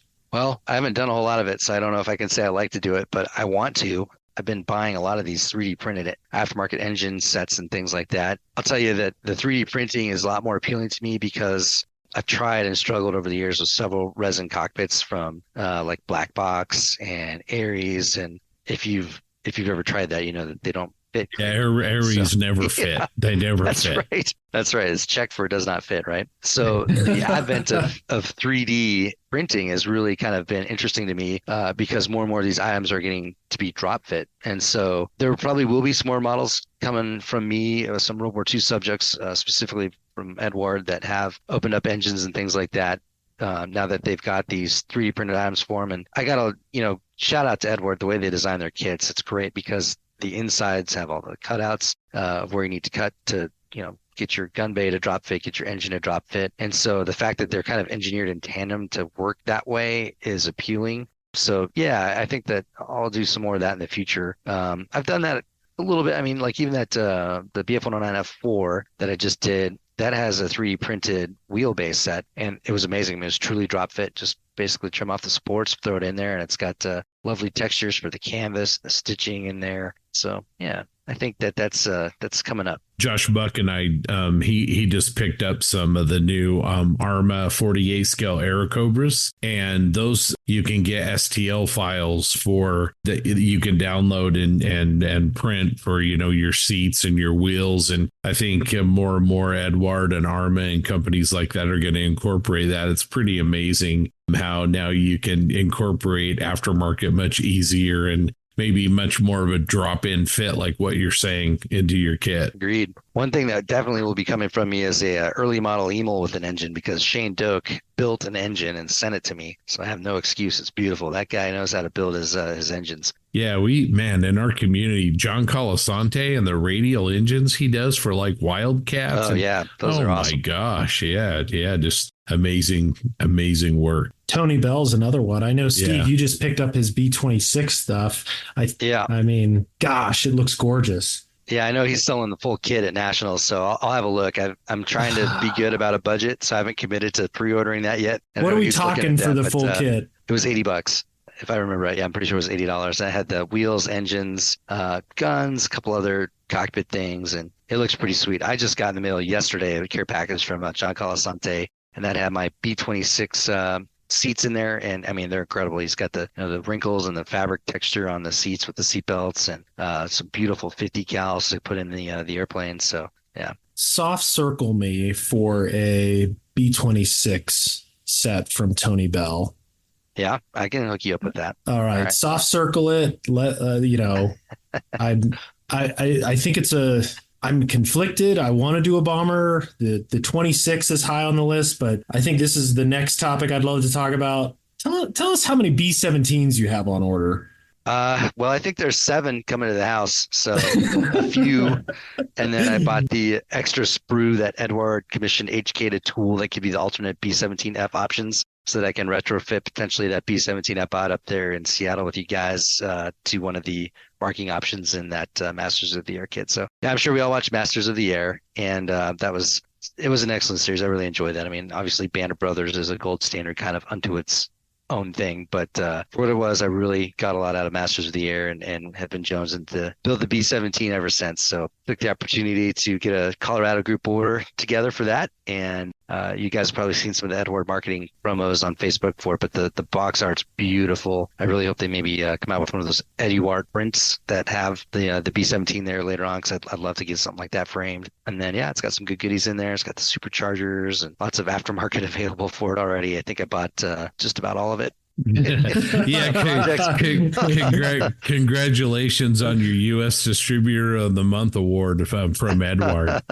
Yeah, we've had some big ones. This is the one to top them all, I think. Yep. I was going to say, for those that don't know, Steve is the West pusher when it comes to Edward. He's actually has relationships with the Czech embassy in D.C. and frequently goes on diplomatic missions and keeps up the Czech GDP in terms of exports. I think you make an Edward order every other month, and they show up. They're pallet size. They're not necessarily package size. The Freedom Tiger boxing was pretty large. I think we got about 7 or 8 of those as well. And the Royal Class Mustang too, I think. Yeah, that was a good size one. Yep. So yeah.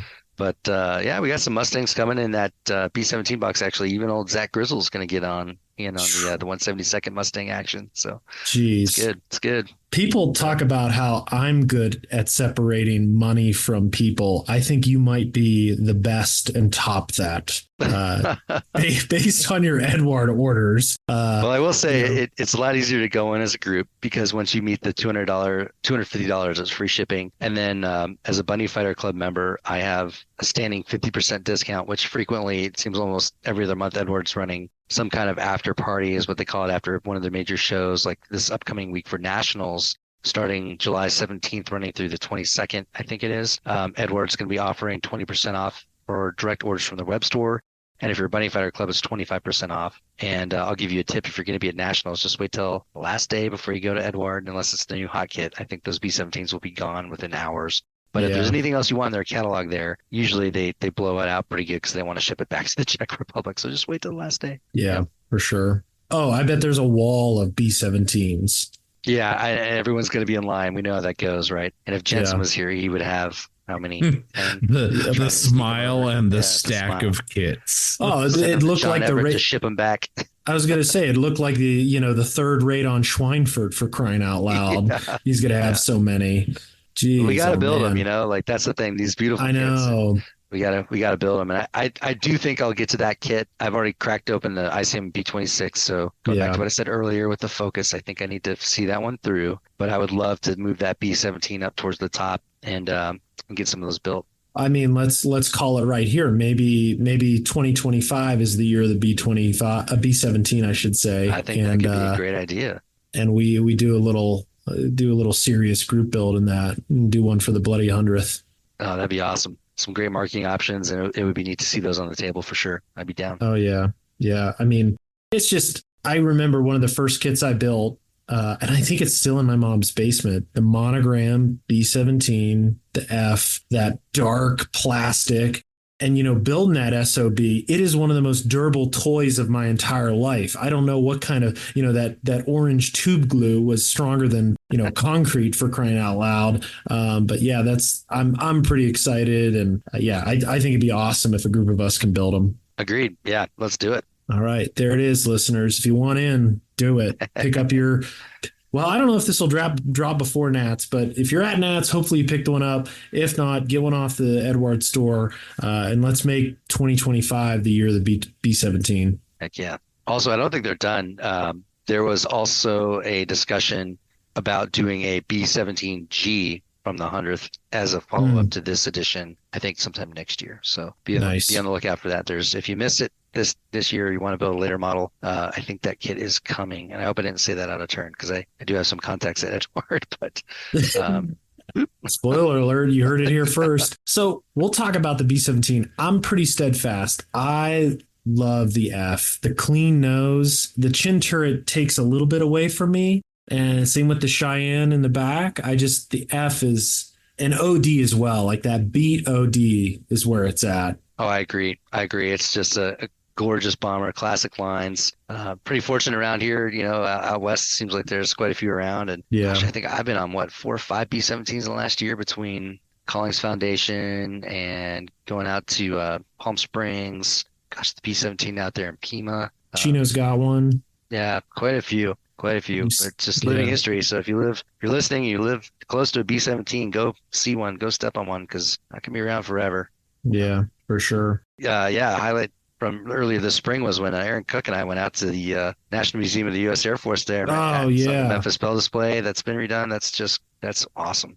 Love that. I'm glad you two were able to connect when you were going in town. I'm like, you're going to Columbus. You need to talk to Aaron, and I'm happy you guys had a bro date out at the Air Force Museum. Oh, it was fantastic. I mean, that was a great day. Yeah, we had a blast. We'll have to do that again for sure. And like most of my visits to that museum, it's just never long enough. It's too quick. It's too quick. You're running through it. Yep, you're running through it. Yeah, and it's interesting that they have the bell up on the stilts. I mean, you can get pretty close to it. It's pretty cool. I do like that. I like walking under it. It gives you more appreciation for like the shape of the aircraft, the form and the function, if you will, to see it all from that perspective, I think. Yeah. Have you flown on one?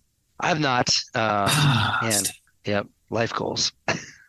I mean, you've probably spent enough to easily afford the whole aircraft for a group of your friends for that Edward order. Yeah, I took a ride on Yankee Lady like 10 years ago when she visited Dayton. So that was pretty cool. I got really close to Sentimental Journey last year. We were up in Seattle in August. She was at Boeing Field, and my dad and I, we had the talk. Our wives looked at us kind of like, how much? So that was the end of that. But it's on the list. Next time. Yeah, for sure. Like you said, it gives you an appreciation, not only flying it, but like you said, walking around. I mean, as an F-15 driver, you got more armament you could literally execute the Schweinfurt raid with your single aircraft. It's unbelievable, the evolution of, I guess you could say, aerial combat. So it is. And if you want a really quick read on that, Malcolm Gladwell wrote a book called The Bomber Mafia. You can read it in a day. I did. Mm-hmm. It's fascinating. But it's basically about the evolution of air power and how precise it is. You took, like you said, several bomb groups to hit something in World War II, and now you have a single fighter that's putting it through the window and no questions asked with a single weapon. Yeah, it's crazy. So, as you know, and I think you've been preparing for it, one of the classic questions we love to ask on the Plastic Posse is magnum opus. What's at the top of Steve's list to execute? Yeah, so I actually got this kit last year, but the 148th Monogram B-58. And I want to go to town on it. I was able to find through, I think it was a Scale Graveyard auction I won, but it was the kit with basically all the things you want: the metallic details, aftermarket set, and the engines and steel landing gear, or the metal landing gear and all that. And it's just such an awesome kit. I've got a Southwest buddy that has built one to an incredibly high standard, Dan Dornsife, and that's just so inspiring to me to see his kit built like that. I love that plane. Every time I go to Dayton, the lines are just classic. It's just mean, it's menacing, it's fast. It's just iconic. And so to me, it would be building that kit well. I go back and forth on if I want to rescribe the whole thing. I feel like I need more practice. I've seen it done well with raised panel lines.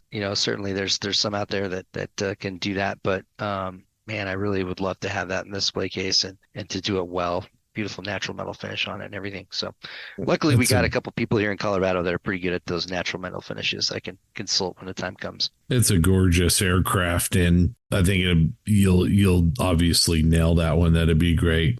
All right, we're going to try, Steve, a new question for you, but something we're going to start asking people. But what do you think this hobby means to you? What has it contributed, to your life? And what does it mean to you? I think, besides just the construction aspect of working with your hands, which I enjoy, I think what it really means to me is capturing these moments in time, these moments in history, as almost like little mementos that you can connect with. And I love that. I love reading about the pilots or the scenarios or the events of certain marking options or the planes that we build. Certainly, I plan builds in the future I want to do of certain F-15E missions I flew in Afghanistan, certain tail numbers I flew that are very meaningful. That'll just be mementos, if you will, or reminders of these milestones in military aviation and in my military aviation career that I can connect with and kind of have like a fond memory with on the shelf. But to me, especially with aircraft, they're not just machines. I mean, they've kind of taken on like a personality. They're almost real, if that makes sense. When I consider some of these things like a P-51 or an F-15, I mean, they really speak to me. They do. I mean, there's just so much that those machines have meant for so many people. Think about what the Spitfire means to the people of Great Britain. It's more than just a plane. It is an iconic more like a time capsule, or their fighting spirit, and a plane that saved the nation, if you will, or certainly, the F-15E evokes a lot of emotion in my life from experiences I've had. Just flying into Denver the other day, there was one at Buckley as I was doing the final turn, and it just hits you right in the feels to see your airplane parked on the ramp down there. So yeah, I guess that's probably the thing that building these little tiny plastic toys means to me the most is just connecting with these iconic machines that have become more than just that to various people and pilots and countries throughout their service life. That's a great answer. I'm going to ask kind of a follow-up question, because I know you share this hobby with your family, with your children. So maybe, how does that help you connect with them, and do they seem to respond to that? Yeah, so I'm very sensitive to the fact that this can be a solitary hobby, and I'm just trying to make it not, and I think you guys have done a tremendous job with that, with the podcast and making this more social, and to the extent I can do that with the family, I want to do that too. It's a great thing with the youngsters to get them away from the TV and the video games, and to get them working with their hands, and to get them thinking about craftsmanship. And planes are cool, right? And, I think as a parent, you're a role model for your kids. So they want to be like you. And, when they see you making airplanes and going to air shows and seeing these airplanes, they think that's cool too. And how I was raised is how I'm raising our family. We're going to all the air shows. We're going to see the Thunderbirds July 24th in Cheyenne. We'll see the Blue Angels August 17th at the Springs. They're getting that. And so that's inspiring them to turn around and come back and build one of those in plastic. So my middle son, Wesley, he seems to be the one that's really taken after that the most. I've had my daughter build a couple things, and she's enjoys the eclectic subjects. Like right now we got those bear guys from Bandai that we're working on with her. She likes those. Those are fun.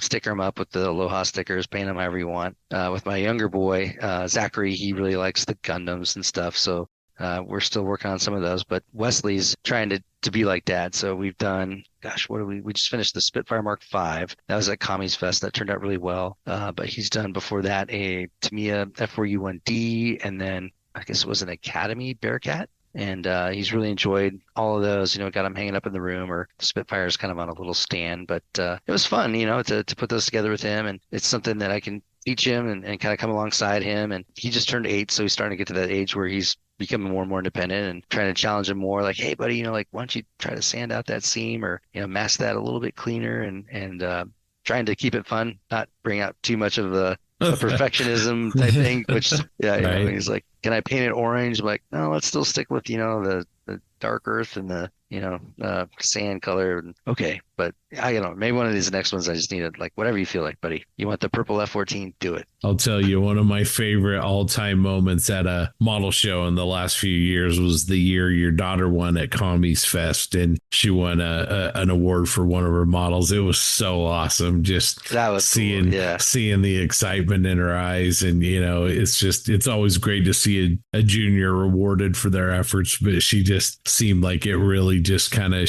I think when she was walking up there, I'm pretty sure her feet never touched the ground. So yeah, she still has that proudly displayed in her room. And I think that's a really cool award that Commies Fest gives out, the I forget how they pronounce it, the Beasel or whatever, but the best example of something we like. And so that was really meaningful for her. As Steve, I'll share from the opposite end of the spectrum, I guess. I don't have kids, but I built models as a kid. And I would say, I don't want to tell you advice, but when your kids, there'll be a moment where modeling gets phased out a little bit. It happens in everybody's life. I would recommend taking some of the models, at least some of the models they built, put them in a cardboard box and just put them in storage, because 15, 20 years down the road, and I just showed it to Scott and a few of the guys just this last week, my most cherished models are some of my earliest ones that I built with my dad. And, I don't know if it'll be impactful now, especially to them, but also, you'll always see them. Oh, they were done okay. Maybe it's the purple Tomcat, but like speaking from the other side, 20 years from now, I think, especially if they keep up with it, those will be some of the most cherished models, not the ones that I take to SMC, but the ones I built with my dad. I painted with the Tester's white brush and rattle canned it. So, I just say like, just have a box ready and put them aside and then dust it off 15, 20 years from now. And it'll spark memories that are truly unforgettable. And I think what you have with your kids is something super special. And this hobby gives that to you. And not a lot of others do, I think. And it's something that, you can always look back on, those little objects that we create. So I think it's a great answer to this question. And yeah, I look forward to seeing them again at a show. Like Scott said, the excitement, there's nothing better. Who cares about the awards we win? Yeah, it's when your little girl flies up there and, your wife gets to participate and all the other, like that's the best dinner afterwards. Like it doesn't matter where you go, but that dinner is going to be awesome. And they're going to be high on the rest of the weekend. So I think it's just really cool. And that's what matters most. Agreed. Yeah, absolutely. Well, Steve, thank you so much for finally joining us. I know you're a busy guy. 2024 has been a little bit hard on you. Hopefully you can get the model bench back in action here pretty quick and get cranking things out. Have a great time at Nats, and let's do this again sooner rather than later. Sounds good, Scott. Thanks again for having me on. Appreciate it. Yeah, Steve. Awesome time. Can't wait to see you again in person. Yep, you bet, John. All right. Sweet.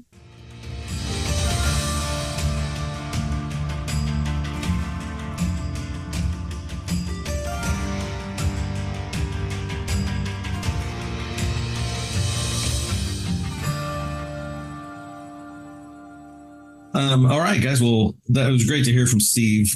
First of all, what a dude. Just one of the kindest guys that I've met. He called me up from Nats and he said, "Hey, dude, the buddy build is on." I was like, "What are you talking about?" And he sent me a picture of an Edward. Imagine this, an Edward kit that he bought and is sending my way. And apparently he and I are both building BF 110 G4s. That's a buddy build, one of the Night Fighter versions. And so that's on its way to me. Made me feel like I was at Nats. I'm not quite nursing a grump anymore about that, but shout out to Steven. Say thanks a bunch, man. It's really cool. But I also wanted to say I also saw the Blue Angels when they were in A4s, and that's really what kind of started me down the aviation road, I guess. I mean, of course, I didn't do anything with it, but my grandma was actually a Marine in World War II. She was on Okinawa after they had kind of cleared most of the resistance off, apparently. Anyway, she worked for the Navy in Corpus Christi. She worked for the Navy for many years. So we would go every year, It was like something free to do, get to go watch the Blue Angels somewhere, and I don't know where it is. I think my mom still has it. I have a signed, all the Blue Angels signed, a picture of the A4s flying over Corpus Christi. And anyway, that's kind of what kind of started me down. Like I said, really into modeling. It was just getting to see the Blue Angels. And then the first year that they switched over to the F-18s, I don't know which one I like. You'll get kind of both ways. I think so too. I think I like the A4s better too. They're just smaller and just cooler, and But it was good to hear from Steve. Hopefully he'll be able to get back to his bench here pretty soon once they kind of clear that house of all the demons. Yeah, for sure. It was fun talking to Steve, and the memories of the A4s, I'll never forget. That really made an impression as a kid. I think the fact that the A4 was so much slower than the F-18 helps in an air show. I just want to say, Steve's a great dude, and it really, highlights one of the coolest parts of, for me at least, one of the coolest parts of just this modeling community. And the Triple P to me is, I don't think I'd ever met Steve before. And he flew into Columbus, I don't know, it's been about a month or so ago now, and had an afternoon to kill on a Saturday. And JB connected us together. And I was able to, I didn't have anything going on that afternoon. I was able to pick him up from his hotel down in Columbus. And we were going to take a tour of some of the model shops around Columbus. And he was pretty excited about that. And as I went to pick him up, I'm like, he got in my car and I was like, all right, we can go to a couple hobby shops where you're going to look at some stuff you already know, and it's not going to be, it'll be okay, but it's better than sitting in a hotel room. Or if we go right now, we can be at the Air Force Museum in an hour. We're only going to have 2 hours there, but, it's up to you. And he's like, let's do it. And so, we drove over to the Air Force Museum. And it's just, this community is so cool that people with like-minded interests can connect. And somebody I've never met before, I can just go down, pick up and spend the day with. And we had a great time. It was cool to walk around the museum with somebody who sat in a lot of the offices of the plane, sitting there at the museum and hear his perspective. And it was just a good time. So it was just pretty cool experience. That's a trade I'd take any day. A couple of hobby shop visits or go to Dayton. Okay. You talked me into it. Yeah, he looked like a kid at Christmas because I don't think the thought had entered his mind. And I said that, and he's like, why are we even still talking about it? Let's go. Why are you not driving? Yeah. All right, Doug, how's the feedback looking? It's looking good. And first, let me say, I also have experience with the Blue Angels in the A-Force. I saw them once in a music video from Van Halen. Anyway.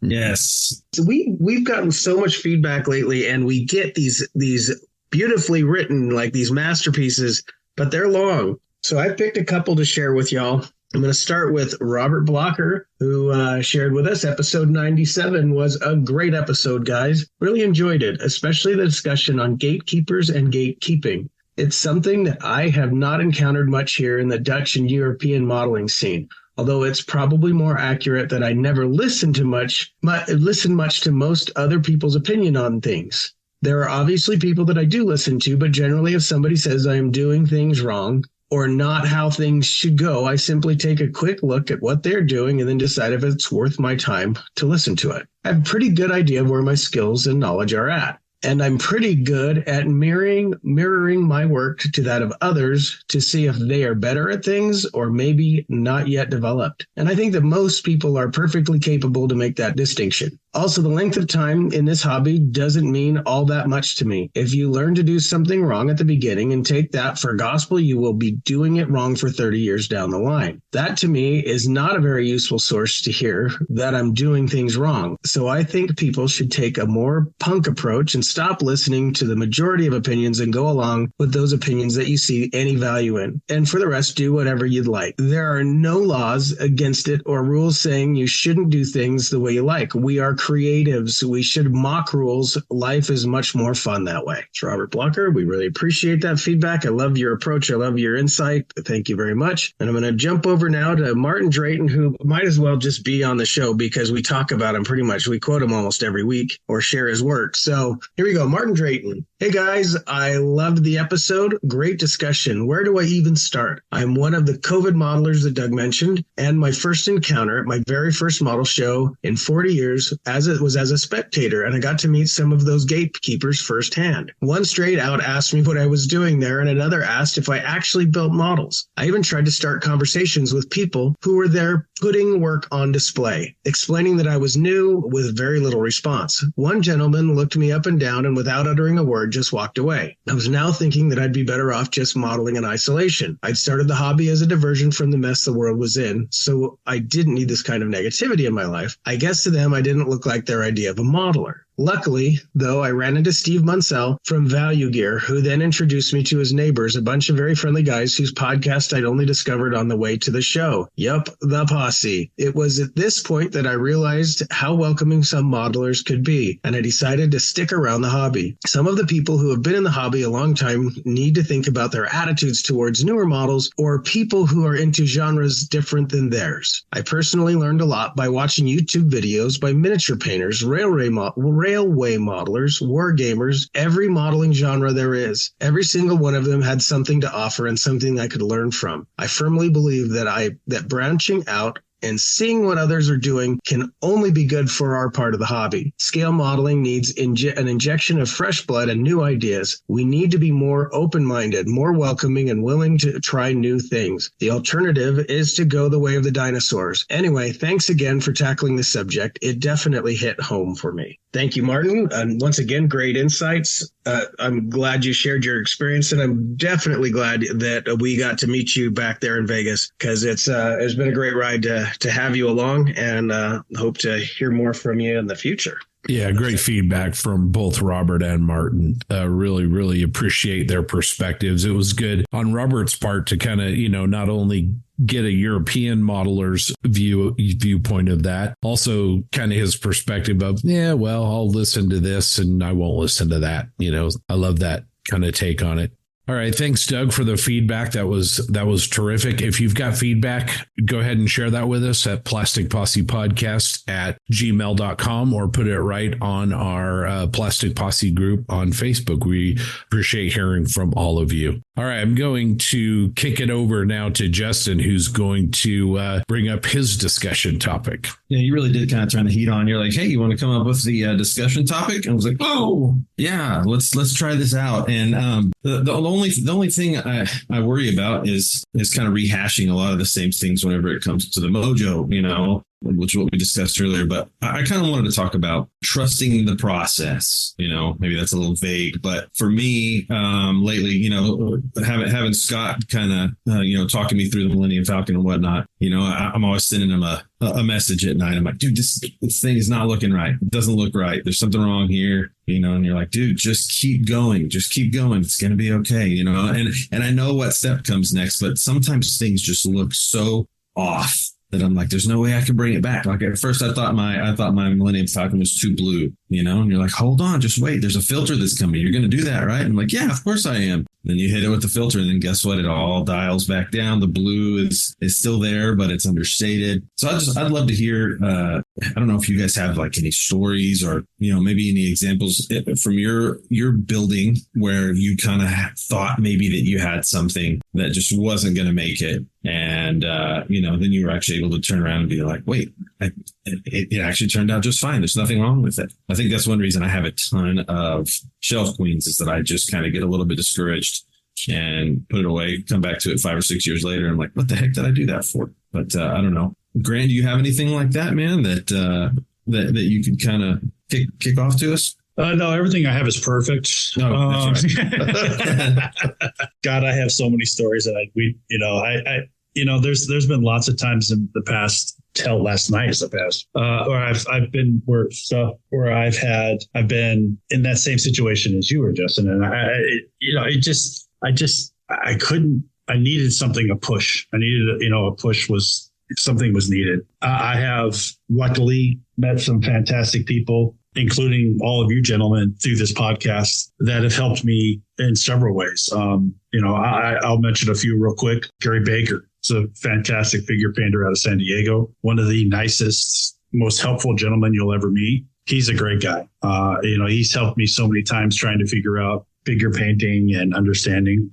Lincoln Wright is a friend of mine. I've known Lincoln for God knows how long now, 20 plus years. I think now we've been friends. He has always been there for me to help me out of things when I go too far or I think I'm done. There's always that kind word there to say, hey, it's not as bad as you think. Just do this, and you'll be fine. And of course, they're always right. And things seem to pop back up. Rick Lawler is another one, good friend of mine, good friend of the podcast, good friend of many of us. He has been, such a person to lean on for things. And that's what this hobby is about for me is when I have a problem like that, I can fall back and there's people there. And I hope that I can reciprocate those reach outs. If they want to reach out to me, I'm always here for them or anybody. If anybody wants to reach out to me, I don't care. If you have a problem right now or something's not right, I'm here. Let's keep it going and always pay it forward is something that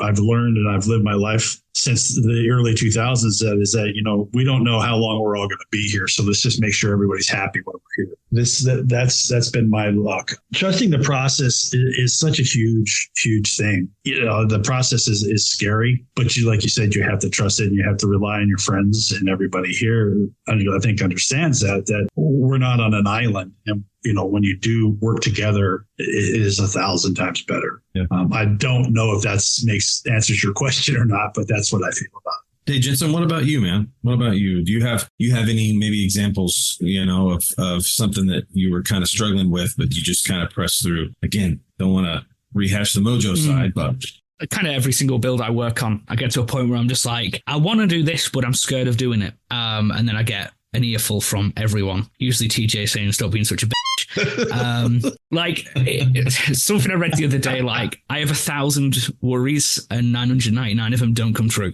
I think I like a lot of people spend so much time worrying too much about what may happen rather than just doing it and finding out what will happen. And when it comes to builds, I'm very guilty of that.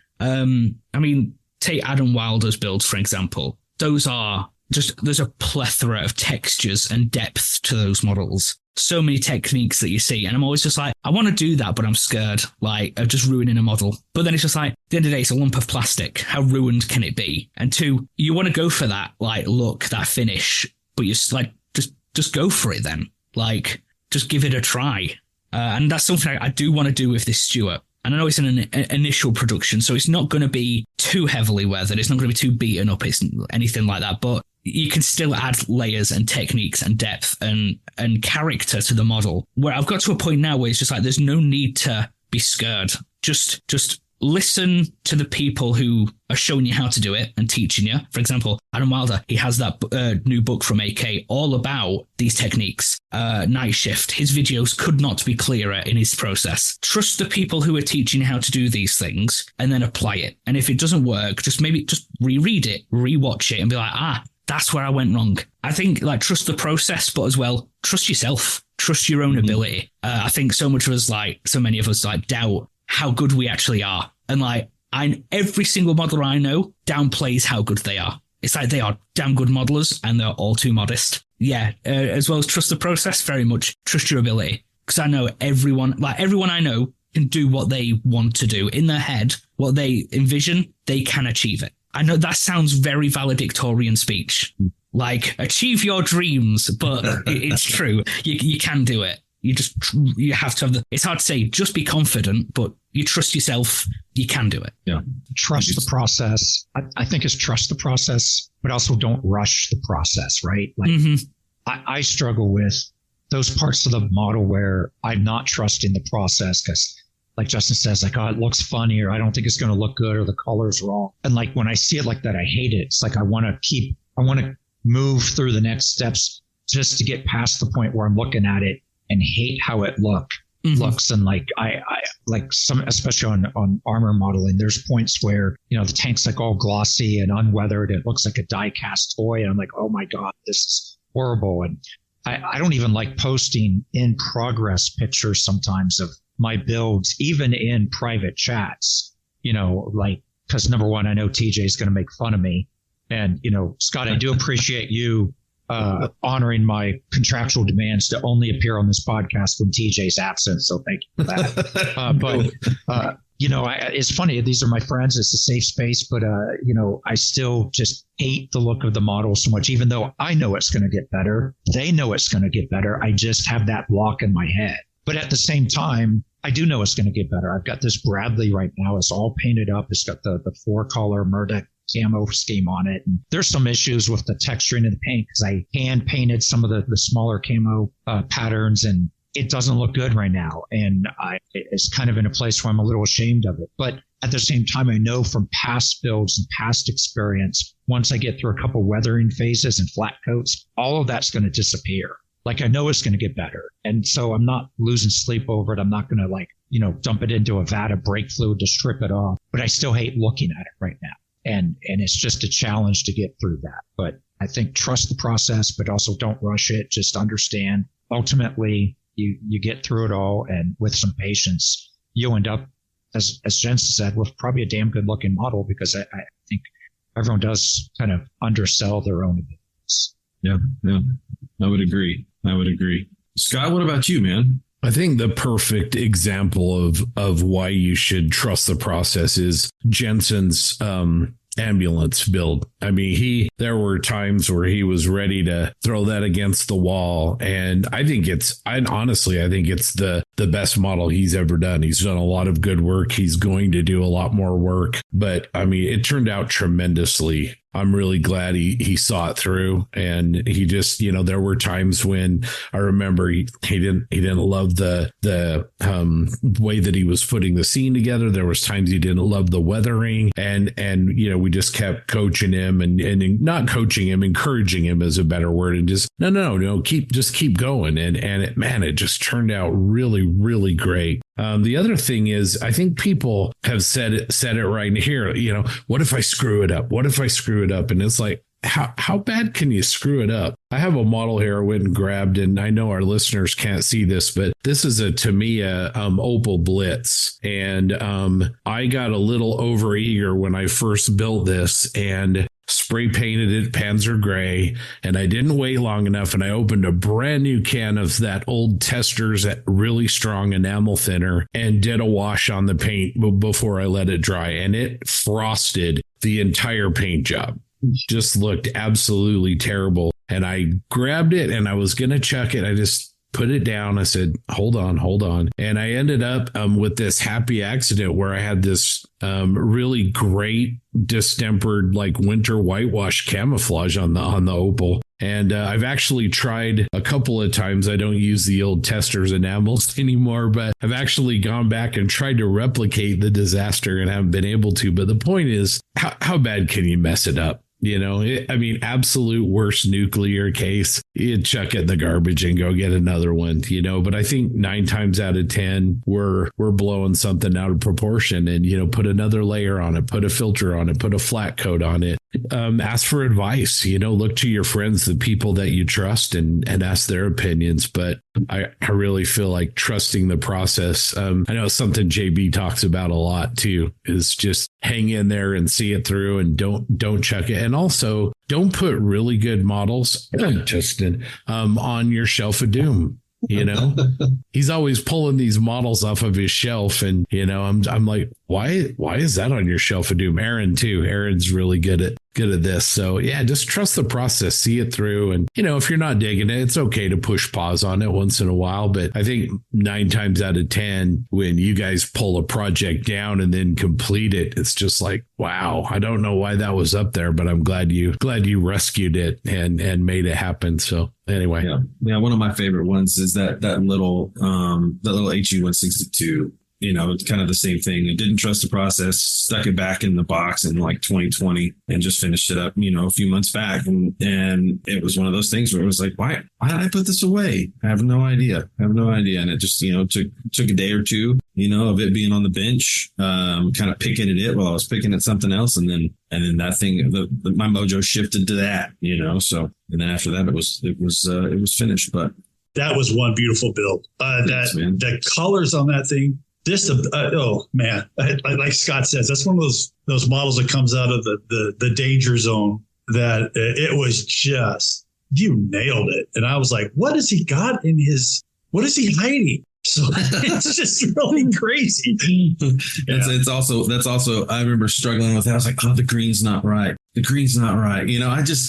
I don't know. I don't know what my problem is, y'all. I don't know. Well, most of my problem is right now is it's summertime and I'm melting, and so. I'll just have to put up with that for another few months until it finally cools off a little bit, and then I'll be all right. But yeah, it's like, I mentioned Jensen's ambulance. I think sometimes we get target fixated, right? We just, at my show, one of the things that some of the modelers sort of took issue was the open system. Judges will take the piece of your work that they think gives you the best chance for the highest award, and that's what they'll judge. And a lot of modelers were saying, well, I want to pick. I want to pick to do that. And the argument that you have is, well, what's being picked by somebody else who's a little more objective, I guess. That's feedback for you as the modeler, because you get so tied up and invested. And I know for a fact, all of you guys do it. I do it. But when we look at one of our models, our eyes immediately go to any flaw that we perceive to be there. And that's what we focus on. And, Jensen's, this ambulance, not working out. And the response on all of us on the chat was like, dude, what are you talking about? Because we're not doing that. We're not focusing on that perceived flaw. We're focusing on your paint work and your presentation and all the things that you've done so well. And I think sometimes we as modelers are the worst person to actually to look at that and really evaluate how good or bad it is, because we're just too invested. And we've talked about over the years, Mike Rinaldi said, don't fall in love with your work. Well, I think it goes the other way too. Don't hate your work. Don't focus so much on what it isn't that you miss what your model is. Mm-hmm. And that Volksjager is a great example. Aaron, a lot of your models that you pulled off of the shelf over the years and you finished and brought over the life. Same thing. Doug, same thing. I've seen it with all of you, and you pull those projects out and you finish them. And a lot of times I think you're surprised maybe by it, and the rest of us are just nodding, like mic drop. Yeah, I saw that coming. Aaron, I think it'd be cool if you posted maybe some photos of your in progress. All the ones you pulled down a bit, I know you don't post in progress, but TJ will not hurt you. I promise. Just, it'd be cool to have like one post of all of those and to see where they all are. I would love to see that. I'll do that. I think I have them blocked on Facebook anyways. That's awesome.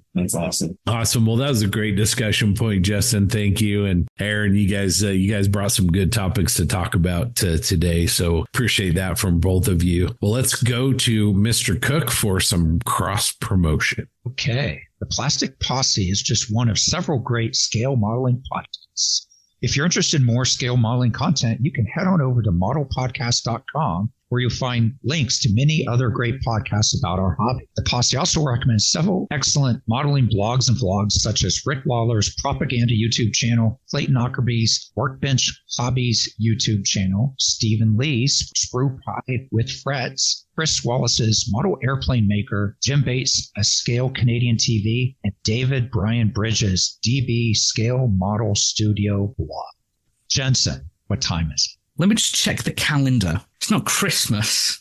It's not Easter.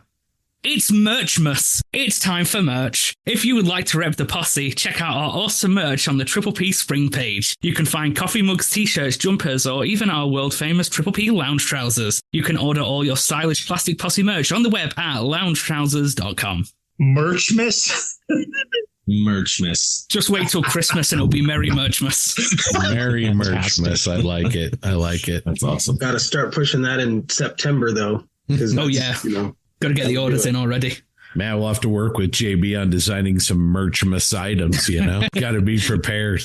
Well, thanks, you guys. Great episode. And thanks to all of you for riding along with us for episode 98 of The Posse. We really appreciate all of your support and listening to us as we talk about this hobby that we're so passionate about. We also want to again thank the awesome patrons for their support. As I mentioned earlier, JB's currently in the UK, but when he returns, we're going to start working on the third issue of our Scale Model Prospector. I can tell you guys that episode 3 or issue 3 or whatever is going to be amazing. We also want to thank Tankcraft, Tamiya USA, and AK Interactive for their support of what we do. And remember, the Plastic Posse is available on YouTube. We'll return in 2 weeks with more discussions about scale modeling, so we'll see you then. In the meantime, if you have feedback, suggestions, ideas, or you just want to drop us a line, send us your feedback via email at plasticpossepodcast@gmail.com. So I guess the only thing that remains to be said is yeehaw. We'll see y'all in 2 weeks.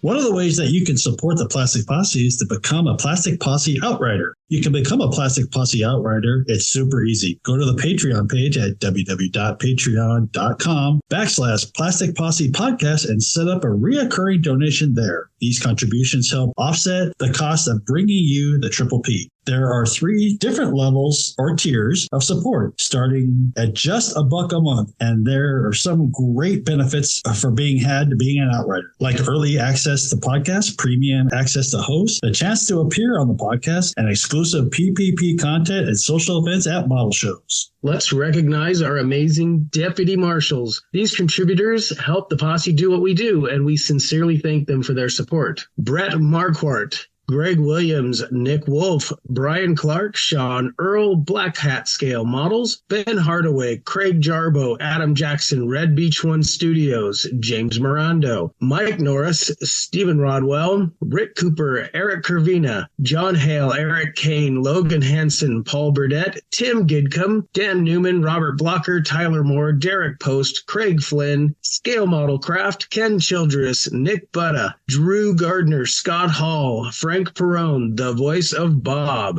Jeremy Diamond, Ryan Smith, Terry Wilkinson, Chris Lovewell, Andrew Callis, Ethan Eidenmill, Steve Baker, Joe Porche, Patrick Brown, Jay Kidd, Brandon Gentry, Lee Fogel, Robert Klein, Mark Ewing, Toadman, Model Doc, Doug Reed, Greg James, Les Workala, John Everett, Uncle Buck, Mark Bradley, Eric Brubaker, Jeremy Moore, DB Scale Model Studio, Matt Johnston, Jeremy Elliott, Mike Talley, Previous Seat, Mediocre Middle-Aged Modeler, Dan Knopfel, and J.C. Osborne.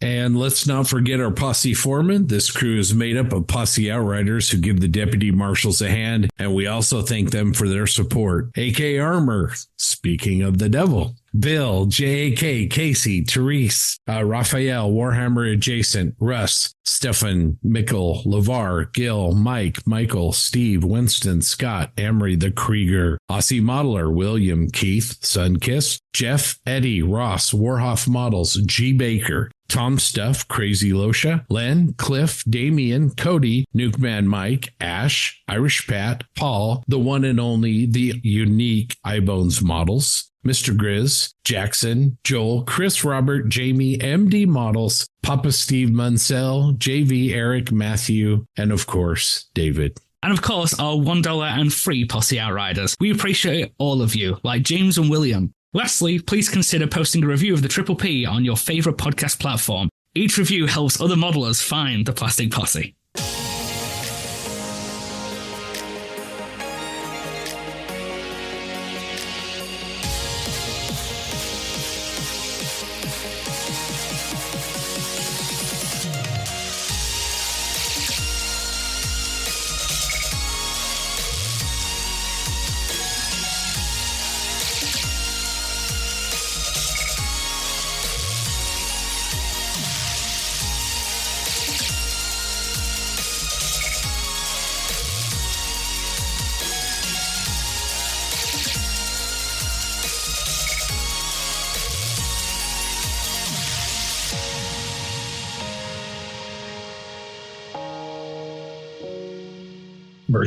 I do want to apologize. Whenever we started the episode up, I was introduced, as Justin, the guy from Texas, and I said, "Yeah, how are you guys doing? Where did my y'all go?" That's a good question. Have to re-record the whole thing. Come on, start man. over. All right, back to the top. Where did my y'all go? Take two. You know what else I thought was crazy? Just while we're waiting for Doug, listen to him talk about being in the F-15 or whatever. It's insane how quickly his mind works. Like how that's the kind of guy I want flying either the airplane I'm in or the airplane that's gonna, be like he said, the tip of the spear, like just so smart. So I told him, I was like, dude, your brain operates on another level. Like it takes my brain has to get chugging, and you see black smoke come out of my ears before I can even start talking, and you're just like, bleh. And I just, smart guy. Yeah, agree. You don't have to include that. I have a question for everybody. What is the deal with iBones Models? No kidding. I could give you the official answer after we stop recording.